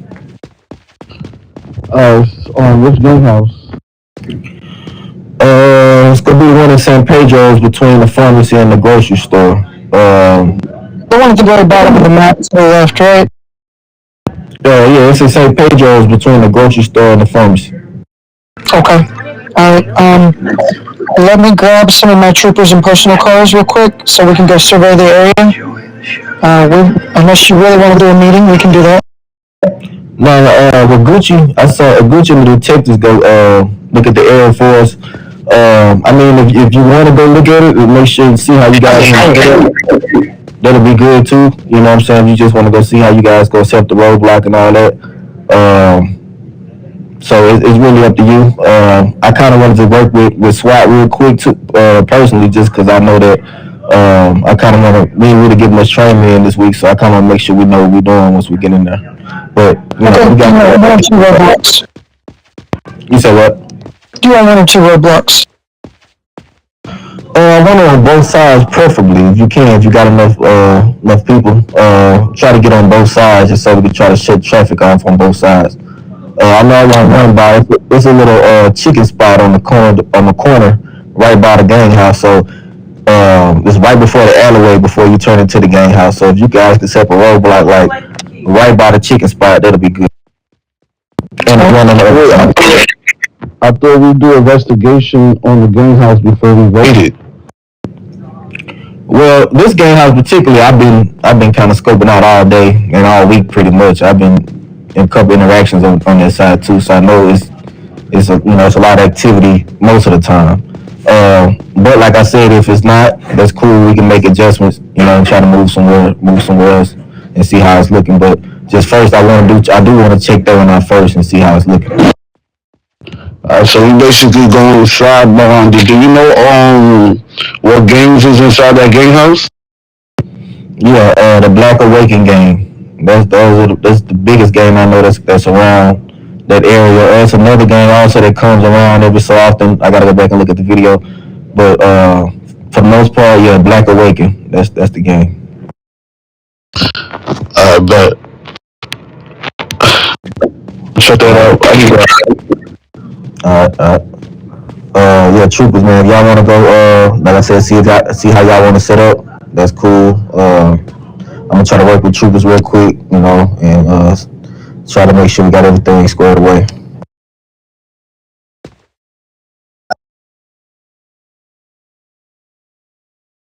Okay. Let me see where Kevin's at. Mr. Hondo is. I got you, Keith. Anybody here NSS? I'm gonna need NSS because I'm popping out for the raid. I'm in NSS. Yeah, me too, but shit, I'm in SWAT too. Nah, you good. Yeah, you lead the op, and then whoever available that's a part of NSS, they can just occupy me. I'll be it by Yeah, I'm in NSS. troopers.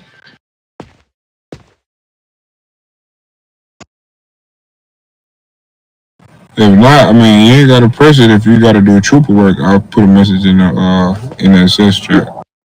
No, it's cool. I think Kelly could handle it. Where is Kelly? I'm here. That was cool. What's up, my guy? Scam cool. Batman is like, I'm here. So I think Snowball, we have to look at some footage or there you go right there. Sure. So yeah, y'all just let me know what y'all want to do. We go from there. Alright, so we're gonna go scope out this, So I'm fucking done. we're gonna go scope out this location. Personal vehicles only, we don't want to get made. We could take 3-4 doors, we could take 2 doors, doesn't matter, make sure we stay together.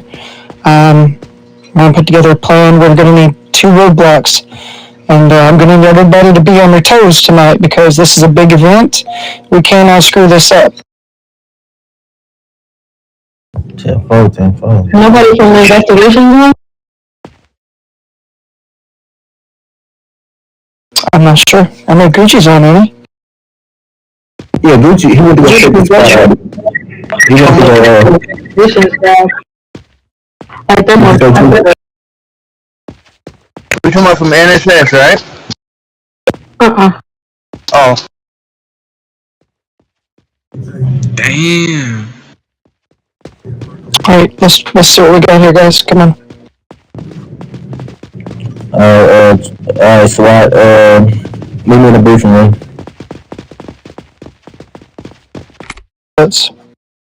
We need you to have ammo. Hey, Stonewall, is it okay if I could stay by Kate's? Yeah, you can stay by Kate's. Hey, my man, my dog. What up?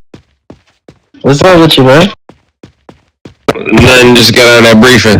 Missed you. Come on. Shit, we out.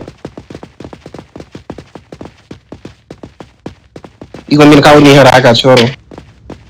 Oh, damn, she smoked. She smoking. I can take 2 in my truck. Oh, that works. So I have been there a couple times, just checking it out. We're not gonna have enough people to shut down. There's 3 different intersections that we would need to block off. At least 6 Bearcats. I mean, at least 6. That's just for us to put the street down. It's not. I'm telling you, you'll see. And I've already. And I told Cody about it. I was like, dude, we're gonna have to restrict access to the gang house entrance. Yeah. You know, That's what we can do. Monica, are we allowed to put a roadblock in front of the gang house entrance? I think it's better. We're gonna go check it out and find out. Are you staying here, Juan? Yeah, I'm just waiting for Hondo, but I don't know where he is. Yo, Gucci. Hondo, I'm living 40 whenever you Are we allowed to block off the gang house entrance, or is that failed RP? Hey Gucci, give me a minute. I gotta fix my BC. I'll be back. No, we're not allowed to block the gang house entrance. And this is gonna be really hard with the amount of troopers I have on tonight. Yeah, this is why I was trying to tell him that we should have planned this before. We can't just go to a blindsided. But nobody listen to Gucci.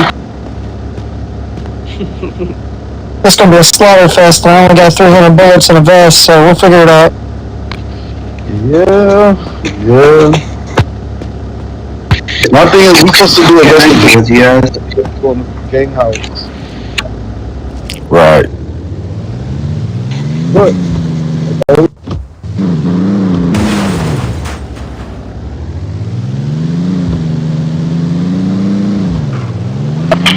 this is SB080 to Hondo. Where's your location?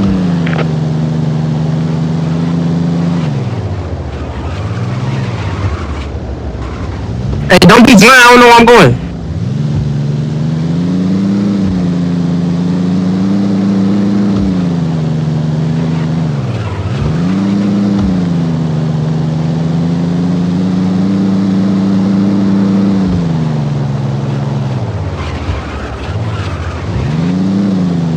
Bro, why is he playing? I don't know where I'm going.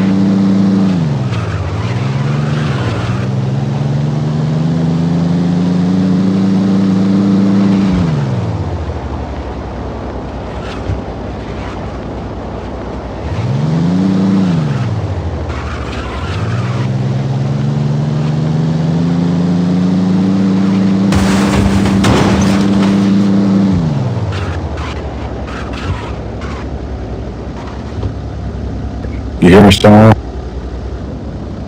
I know, I just figured it out. Oh, okay. Hey, slow down. We tailing ya. What's good?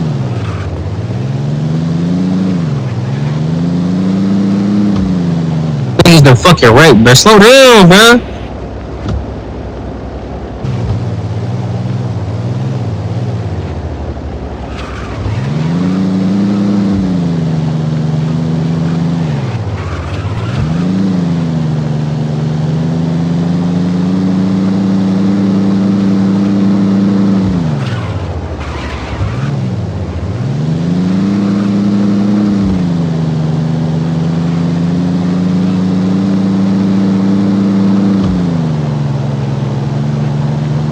Bro, just fucking playing, man. I should have put out something else.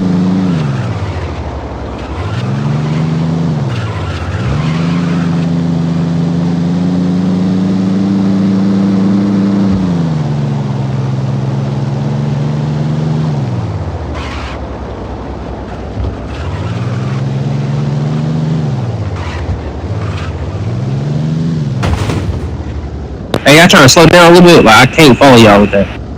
You're good, I'm sorry.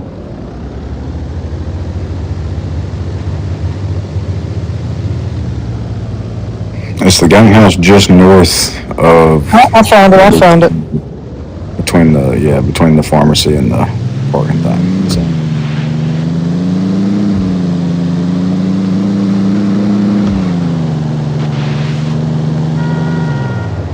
Prince, what's the MO here? Say it one more time. What's the MO? What are we getting into? I don't even know. I think we just scoping right now. Alright. Ali, you know what we're doing?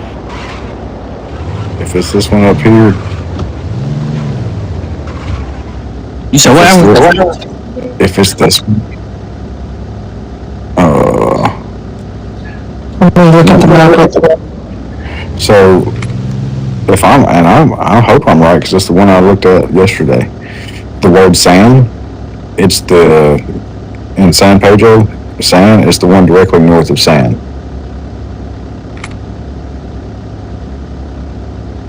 The one you just said? No.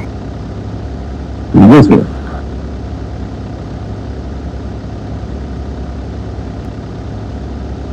Show me. Then we're at least like 20 blocks away.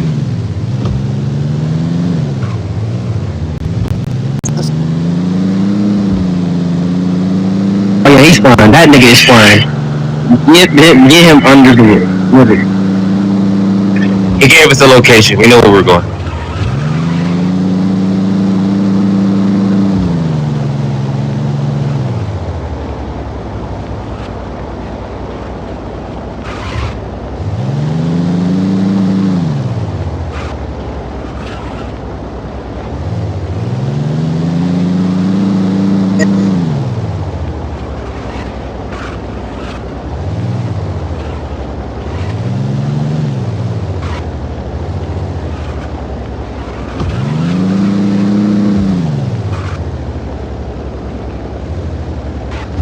Interesting. So he sent me the wrong picture then, if this is the right one. Either that or he showed me the wrong gang house earlier this week.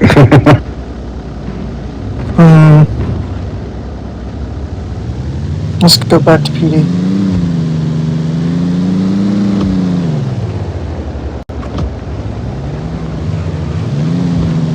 What was saying, Megan?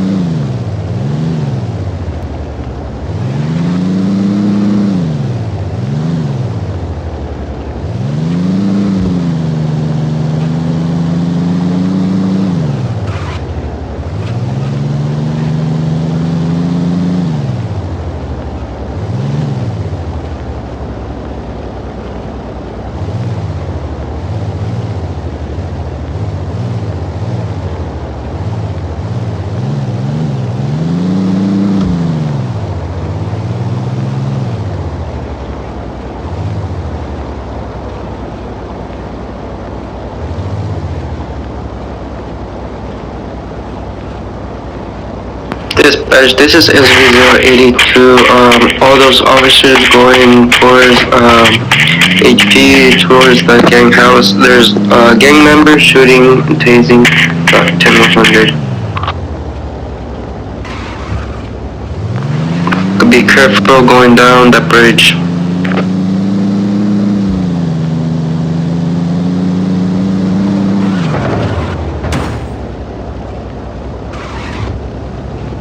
Are you being sarcastic? Look at the freaking chat wars. That's crazy.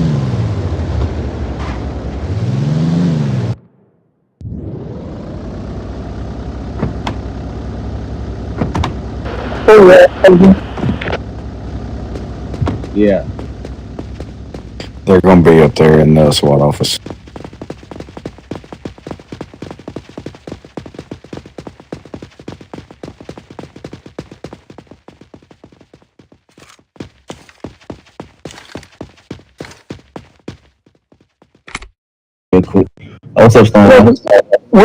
We confused on which one it is, so let me ask you again. Is it the one that you sent me a picture of in the general supervisor between you, SWAT, and CID? Because if it's that one, it's at the very bottom of the map on the left. Is that the one? It's the one like it's in San Pedro's. It's like right in between the grocery store and the pharmacy. It's like or it's like a sit right in between it. It's towards the bottom of the map. Already posted. Let me go see if I can find it. Stop. Actually, I can show y'all real quick. Alright, let's go. Alright, let's go, bro. We're doing raids. Let's go. Let's go. Let's go. Damn, that's sad. He has such a small. Yep. Are we taking personal vehicles or what?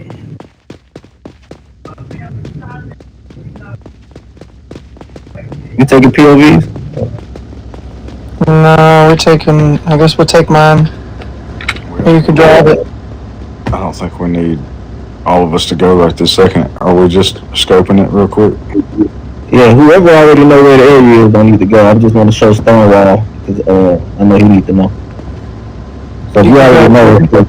So I just want to know if I just showed him correctly. It is the one directly north of San in San Pedro. So it's like You finna be building on both his accounts. No more.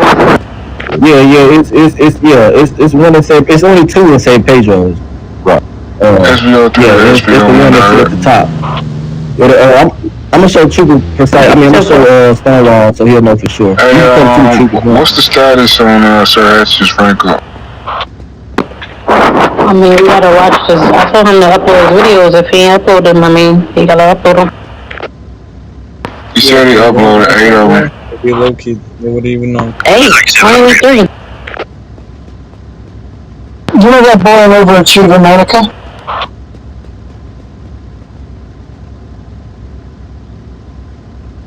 Problem.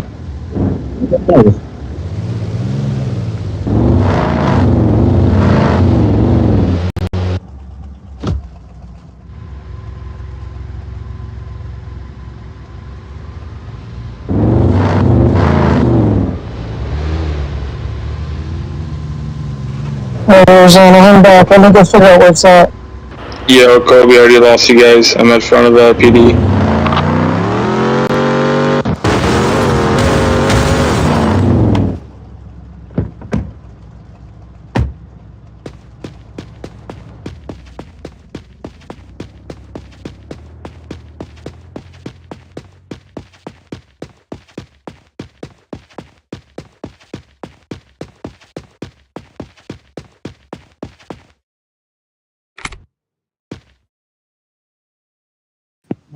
Batman, follow me for a minute.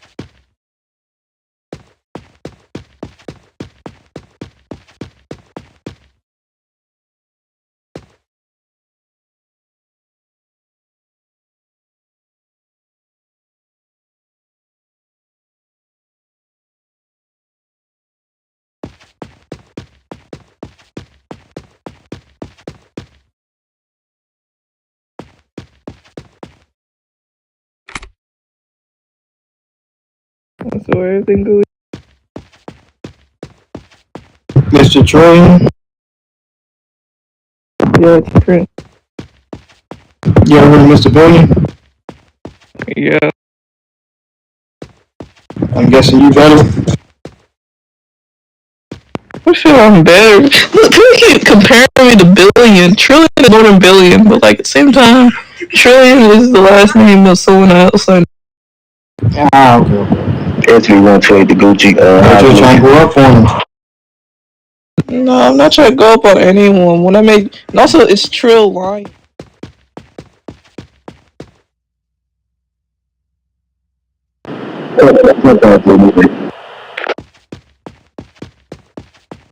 It's Trill Lion. TRIL line. Is that 3L?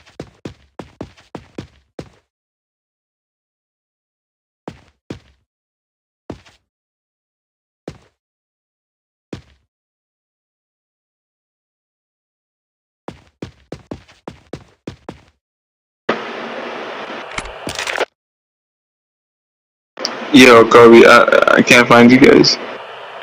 Oh, my bad, so come back to PG. I just had to tell Stonewall where it's at. We good.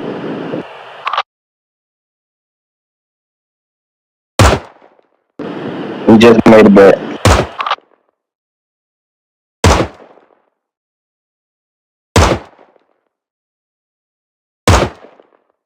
Yo, looking at the map on the top right, counting down from 1, which gang house? It's the one directly above the word Sam. 3.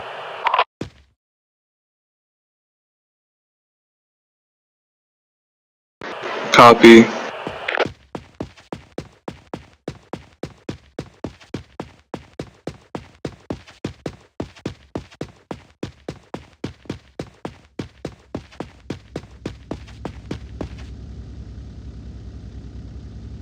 Oh my god, this is crazy. Why? Why would y'all say that in the chat? Oh my god. I mean, why today? All this craziness. I have an admin that watches my Twitch, bro. They're gonna get banned, and I can't do nothing about it. Oh, okay, by the pharmacy, got it. Okay, so, judging by that area, if we can't block off the alleyway, it's gonna be really hard. So I need to confirm with Monica if we can do that or not. If we can do that, you know, that's an open and shut case right there. I already imagined gang house you guys were talking about is the one that is going like on the other side of the first gang house. P14. It's so me and Detective Gucci 10100 gang house near HP. Monica, for this gang house, am I allowed to block off the alleyway if it's not the entrance? Or is that RP13? No, if it's not an important entrance, no.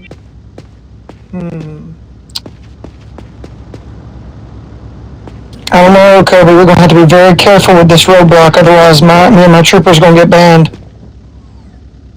Okay. So, alright, we cannot block off. We can't take our Bearcats. We can't take our Bearcats and block off that main entrance. That's bullshit, though, because if we were doing an IRL situation, that's exactly what the fuck they do. It's 100% what they would do. We can take one of those intersections or something and block it off because it's not an entrance to the gang house. So the intersections, those 3 intersections right there at the front part, the main part of the gang house, are fair game. But there's no way we're shutting all 3 down. We don't have the numbers unless we bring literally everybody.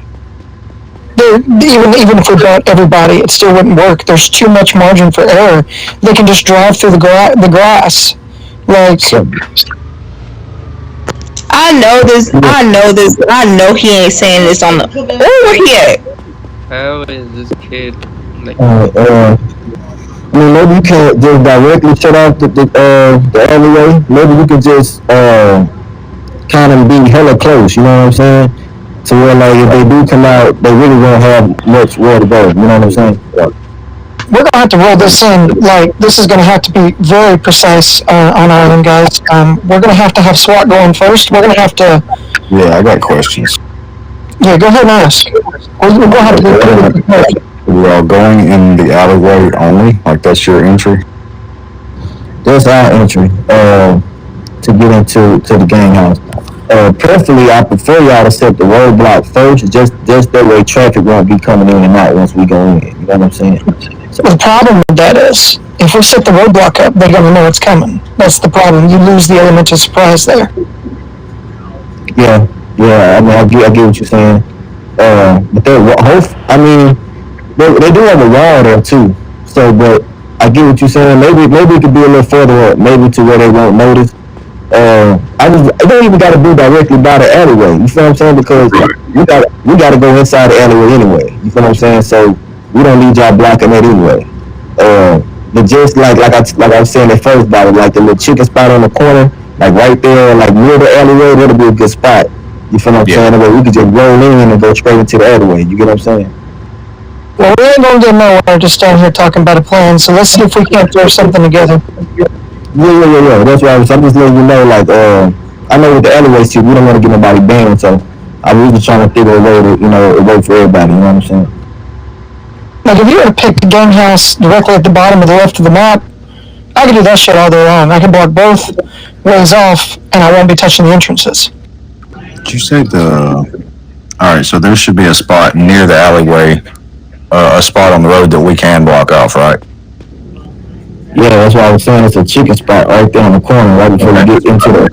Okay, yeah, that's what I thought I heard you say. Okay. Yeah, and if you guys don't have enough members to block off the other side, that's cool. Like I said, I'm gonna have an officer try to get a tour to patrol the other side, just to kind of make sure no suspects are coming out the other side if y'all can't set up a roadblock over there. But other than that, if you guys can set the roadblock by the way and do what we do, you know what I'm saying? Right. Alright, how many troopers do we got right now? So I'll tell you right now, it's 8 of them. They're all out there, and they're ready for war. So get ready, guys. Alright, we got 6. You say you got what? We got 6 troopers, so I should be able to block both sides, both legally block off where we can both sides of that alleyway. Alright, cool. Gucci, how the traffic looking? I really don't know about the traffic because I was using my drone, so I wasn't really paying attention to the traffic. Okay, that's cool. We got troopers. I guess just be prepared for anything. But we all gotta be prepared for anything. You know, we all gotta go on this thing aggressive. You know what I'm saying? To make demands. We can't ask for shit. We gotta go in here and demand shit. You feel what I'm saying? So we might be outnumbered. We might get shot. We might get whatever. But at the end of the day, this is our job. This is what we signed up for. So let's go in here with a positive mindset to set up this, follow the right procedures, and make sure that we doing this thing the right way. All right, try to come back home with a few suspects. If we can't get them all, let's try to get most of them. All right. If you are under fire by multiple suspects, do not try to arrest them. Take them down. Yep. 10-4 on that. I really banned this guy.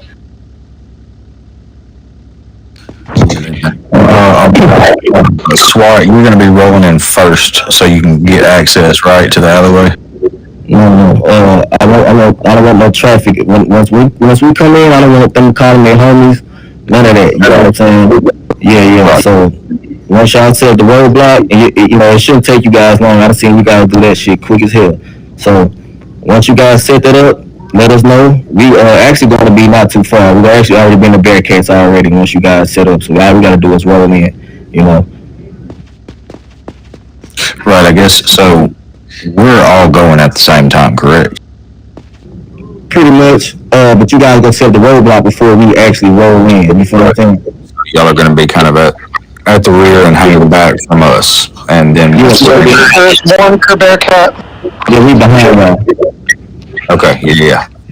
I don't think that makes sense to do the roadblock before going in, because now you're just giving them a heads up. Yeah. I was saying that. Stonewall said the same thing, but I just I don't want no extra. I don't want them calling their friends and they get there before the roadblock gets set up. You know what I'm saying? I want them to interrupt the troopers from doing their job also. That's the only reason why I said it's probably best that they set it up before first, we stay like a short distance behind them. The way it won't take us long to respond. You feel what I'm saying? If they gonna set it up within as fast as I know they can set it up, we can roll in right behind them. So I just don't want to. I don't. I'd rather take that risk. Just so because I feel like with that, the operation, is more safer like that. Because the road too is that you guys go in front of us and we go behind you guys and close it up. But my thing is, load up in one back. they literally right outside, so they're gonna see you set up the roadblock, and they're gonna actually. We just came from there. We just got killed. So they're gonna see you guys set up the roadblock, and then once they see up the roadblock, they're gonna be like, "What the hell y'all doing?" And they're gonna start shooting before SWAT even get in. No. Listen, by the time they decide to shoot and do all that, we gotta already be rolling in. You feel what I'm saying? So we not gonna be too far behind troopers. Troopers go as soon as they set the roadblock up, we right there, like down the street. We not far. We just waiting on them to confirm that it's set up, and we rolling straight in. So if they can do that within seconds time, then hey, we just gotta go out war with them. It is what it is. But like I said, I just don't want nobody interrupting they roadblock. And I don't want them calling their friends to come, gang up on us. At least if they do call their gang up, they friends, at least the roadblock is set up and it'll prevent as many gang members from getting into the raid as possible. They can hop over the wall. In my opinion, in my professional opinion, I would just say the roadblock needs to be set up after SWAT is on scene, is already in position. The purpose of SWAT during the raid time should be to lock down the streets for suspects who try to escape the gang house via car or on foot. That should be the main purpose. Yes, they do traffic and stuff like that, but when they go out with SWAT to do raids, the main purpose of them locking down the roads is so cars and people on foot can't get by. Okay. Well, I mean, if everyone suggests that we do that first, that's fine. Like I said, that's just my personal opinion because I don't want troopers to be interrupted from what they got going on. But if that's what y'all want to do first, we can do that first. See how it goes. No big deal. Now I think we should do what you said first, for you could just see how it goes with your plan, because you is the supervisor SWAT. So I want your words really matter. So if you want to do it the way you want to do it, you could do it like that. We just giving you a heads up that what's going to happen before we get there. But just give it out, test it out. This is our first raid. Yeah, this is my first raid, so like I said, I'm not going to just, I'm humble. I take, I can always be educated. So if this is an education moment for me, then that's cool. Like, if you guys know that this will work, I'm willing to try it out first to see at least if it don't work, then I'll make the proper adjustments. We'll take a break real quick. So the way the cars are going to come out of that gang house is that big ass entrance they got. So my thought is we're not even worried about the back road. We're worried about the front road in front of the entrance. We block off both sides of that. We don't touch the entrance. And then they'll be able to come from the north. But by that time, we'll have, they're not going to be able to just cruise right in there. We'll have some sort of authority over the road. Okay, cool. Well, they suggested that we go in first, so I'm gonna try their plan out first. Once we roll in, you guys just come right in behind us. You guys come right in behind us and let us know how the traffic looking or whatever like that. Just remember, y'all Charlie team. Alpha team is me, Cuddy. If Keith is participating, it'll be me, Cuddy, and Keith. If you're not going there with us, it'll be me, Cuddy, and Slow Down, Alpha team. And we'll have arterial patrolling the back and the other side. But if Keith is participating, Slow Down, you have arterial patrol the other side to make sure no other game members are getting out on the other side of the roadblock. Other than that,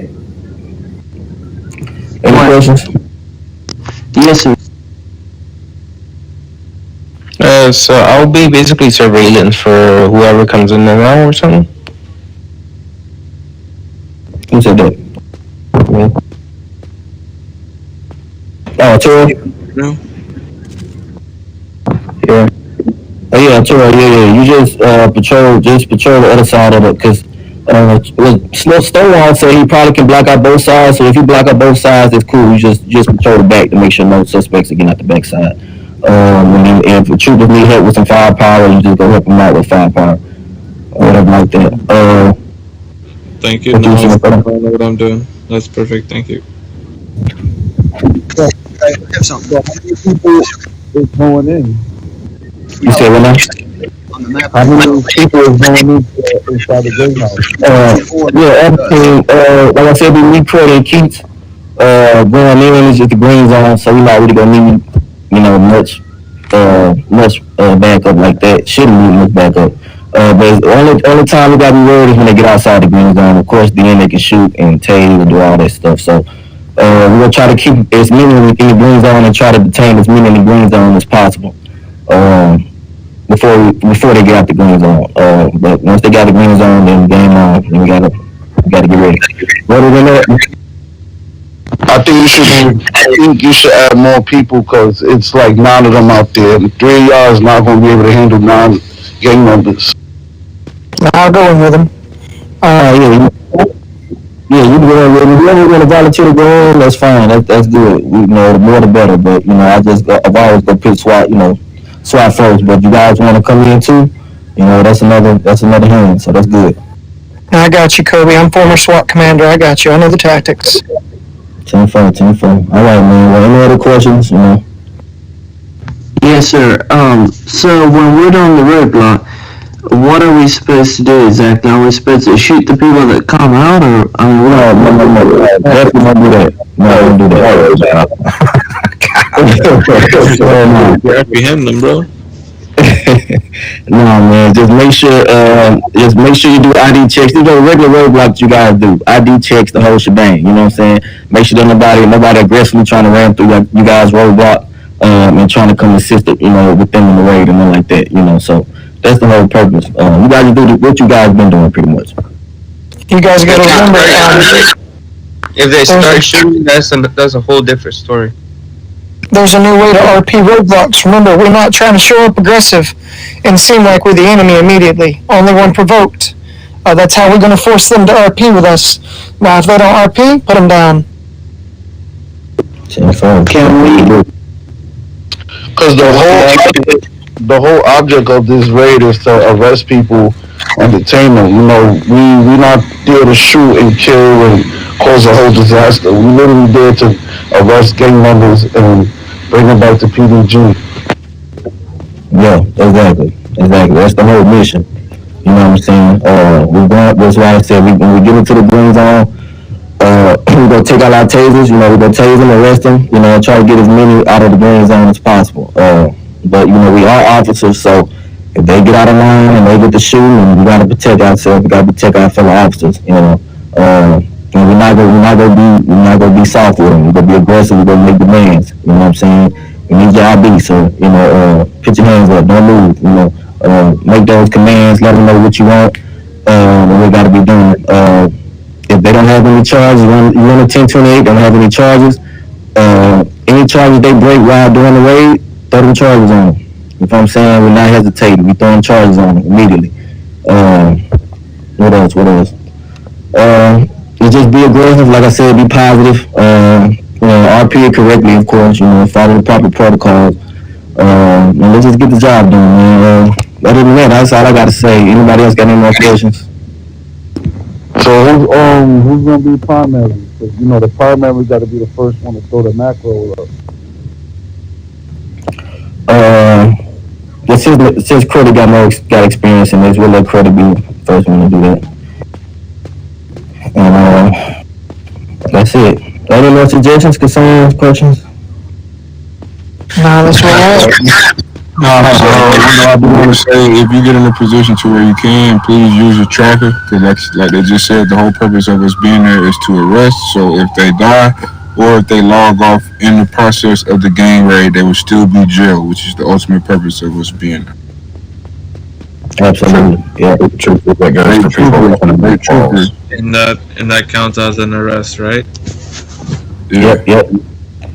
So when you're behind the roadblock, if they start getting aggressive, instead of firing back, I want you to take cover, place trackers, then you can take care of business. There you go, Hatchet. You can get your 5 rests real quick. Yeah. So who volunteering with Alpha Team to go in? Hey, state troopers, if you see somebody come by in a car and it's a tracker on anybody, that should give you automatic right to, detain and further investigate. Of course, you're not supposed to actively see the tracker, but being that it's a police-issued device, it's something that all officers can see, which is giving you automatic, reason to at least detain and investigate. And then, from that point forward, it'll be up to you to still do the 1028 warrant check and get everything solidified. But nobody should come through that roadblock and get by with a tracker on. Copy that. Yes, sir.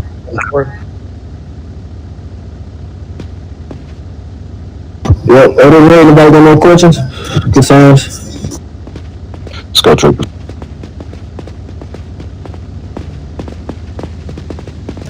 Luke, I think everybody got that's going on, alright. Many Bearcats as we can get. Kobe.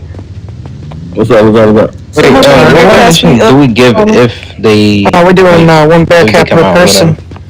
Because like what violation would they get? There's one right behind them, take them down. Arrested for no violation. We have to. We need all of them. If they got it. So we'll be waiting for SWAT for a while outside of front of PVG. Pull over their car. We need to roll in pretty close behind them. Absolutely. Yeah, it's like they're gonna think everybody pulling up to do the same thing, but then that's where, the separation comes in. Y'all set the roadblock, y'all lock down the streets. We're gonna go down the hill, go down. I will have troopers backed into these parking spots till SWAT gets in front. Mr. Rosanna, go ahead and back into one. Yeah, I closed the office door because I didn't know if you were still on or not, but I just closed it so nobody gets in there. Alright, Alan, Hatchet, grab your brick. 10-4 copy. I just want to let you know so that I can set it for you. We're gonna need a transport, at least one transport vehicle. Hatchet, you there? Yeah. I told him to do transport too. What to it? Do what, Hatchet? Waiting on Alan to go forward so I can get my Bearcat and go. And you don't see any suspects, try to help them transport as well if they don't got nobody. Alright, line up on Stonewall. Okay. Alright, cool.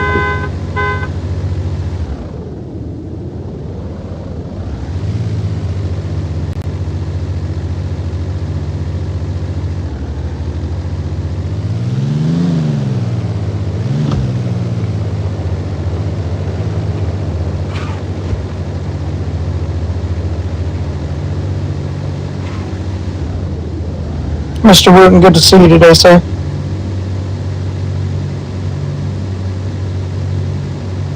We missed you, man. We missed you.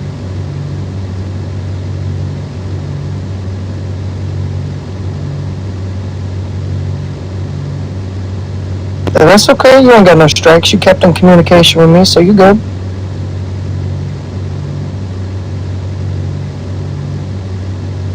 This gonna be a shit show to you. I know it is. I just came from a shit show RL. Nah, this is gonna be worse. If we don't set this up just perfect, we're gonna get our ass kicked. So what we doing? Alpha, right? Yeah, on both sides.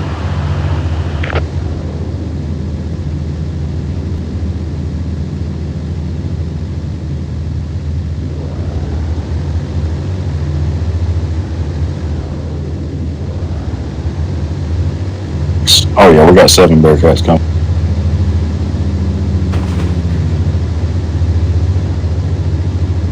Well, let's SWAT take the front. Yeah, SWAT, get in the front. We get in the front, SWAT. Go around the trooper.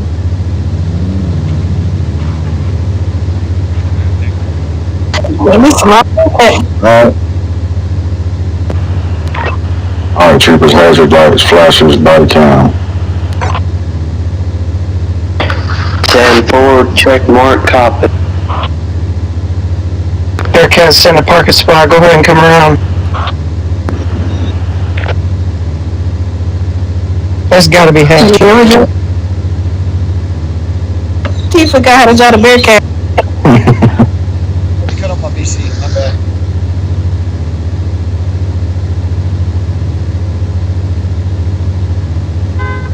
Alright, Kobe, we're ready when you are.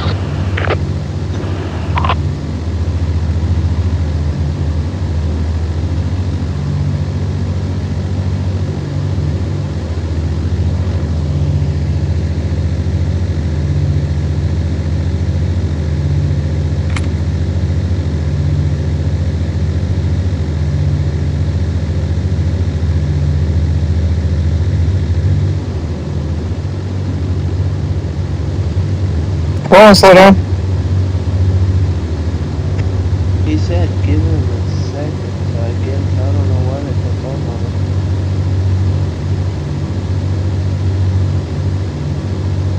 Alright, we ready, y'all. We already left. Dispatch SU-05, I'm in the 1080 heading towards the Thunder Store and looking at a few inside the door.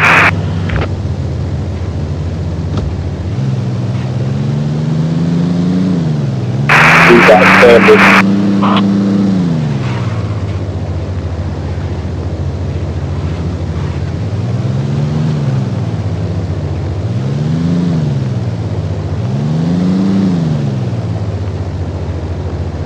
Be advised, you got a blue car tailing us. He's in the middle of the road cut.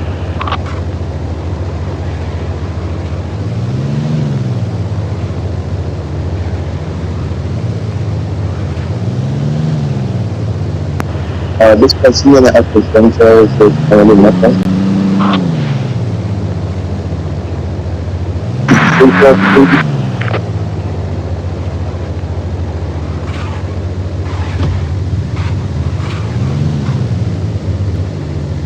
We got a guy following us. What's that 1010 window? We by HP. Suspect in a blue Lance. SU-05 to any student available. I need 2 students to roll call room for interview, please.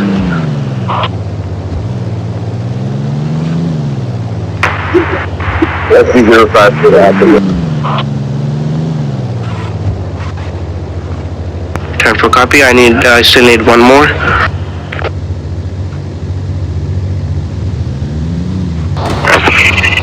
Yo, Detective Kobe, yeah, there's a lot of them. They shooting now. We advise we got a red pickup truck behind us.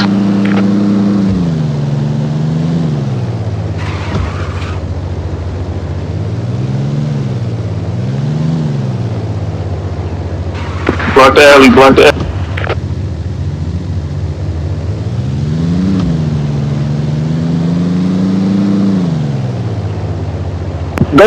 Go through that way.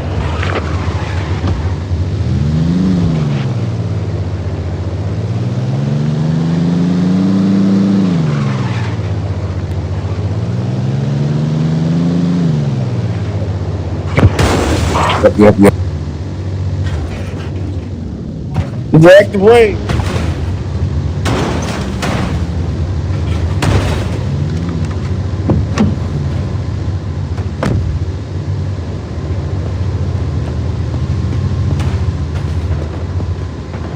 Just get it blocked off and set up. We got shots fired. Okay, 10-11, 10-13.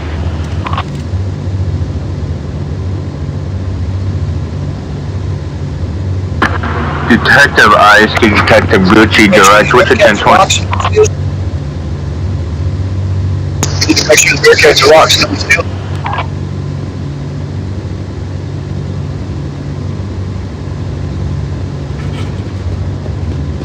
PD-057, Dr. Kirby.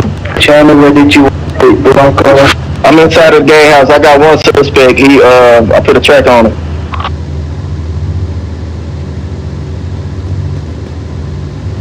It's a Bearcat that needs to go right here on the... Rosanna, put that Bearcat right here. Arturo, I need you to take this suspect in. I got it. Take cuffs from me. Ella, watch out before you can park the Shots Bearcat. fired, shots fired. Where's shots fired? I need more. We can't all just be on this one side. Negative. Everybody on one on each side. So you need a roadblock on this side, and you need one on the other side.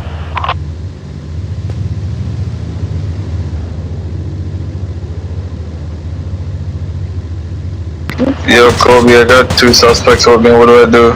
Do I take them in? All the 1028.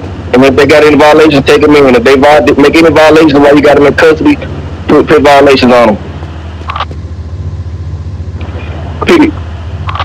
PD won't take the dispatch. I need a 1028. SV05 to dispatch. Just went back. SV05 to dispatch. Can I get a suited to floor 2 roll car room for interview, please? Thank you.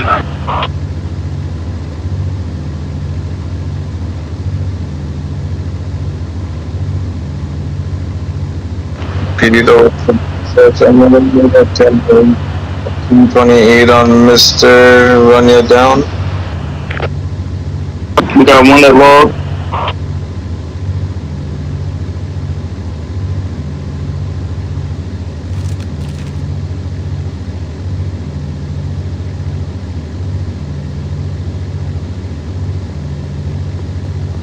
That's correct.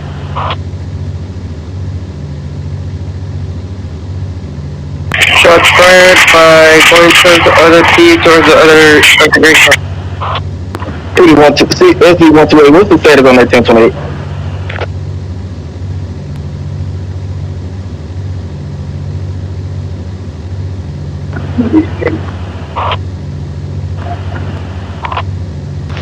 $10-15 en route to BDG.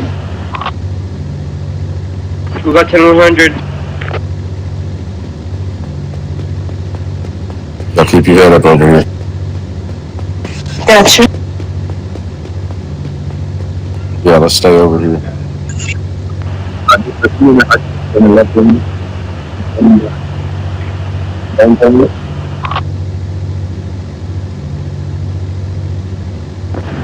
What's the status of it? We got a vehicle coming down the alleyway. We have a vehicle coming down the 5 out here. People coming down.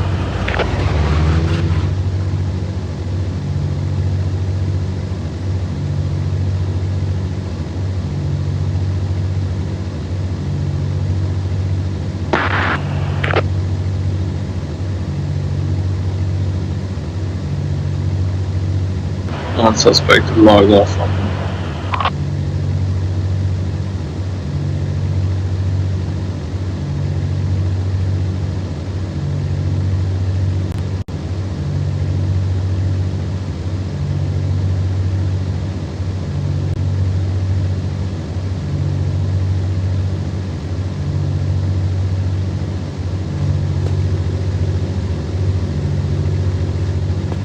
We got 2 that just came out the gang house. They in the alleyway.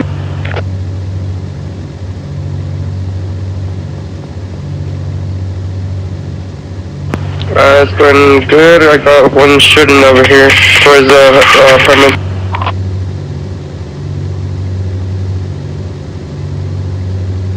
SV08 to dispatch.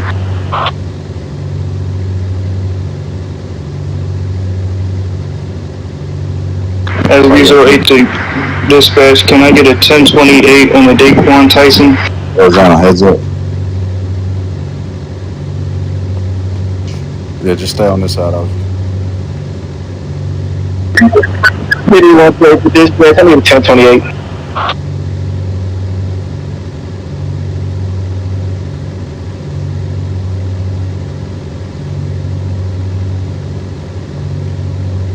Sharpshooters coming out.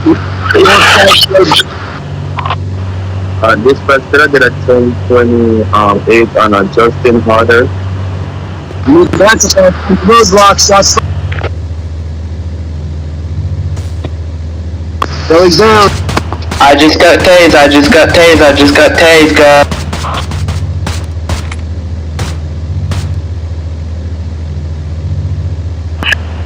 Here's SV080, go 10100 by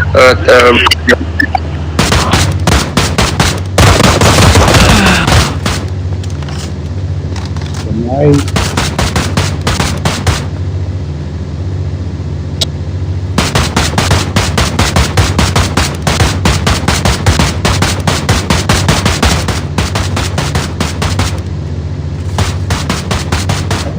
all these motherfucking cars and yeah, dude.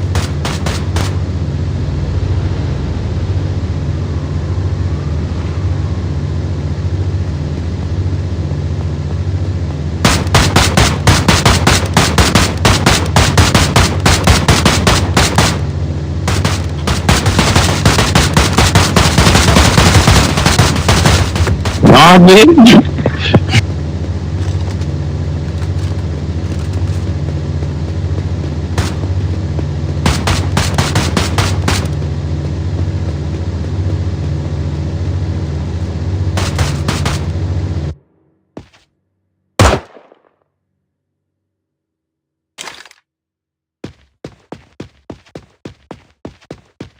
Come here, fisherman. Come here, fisherman. Come here, fisherman. So if that comes back clean.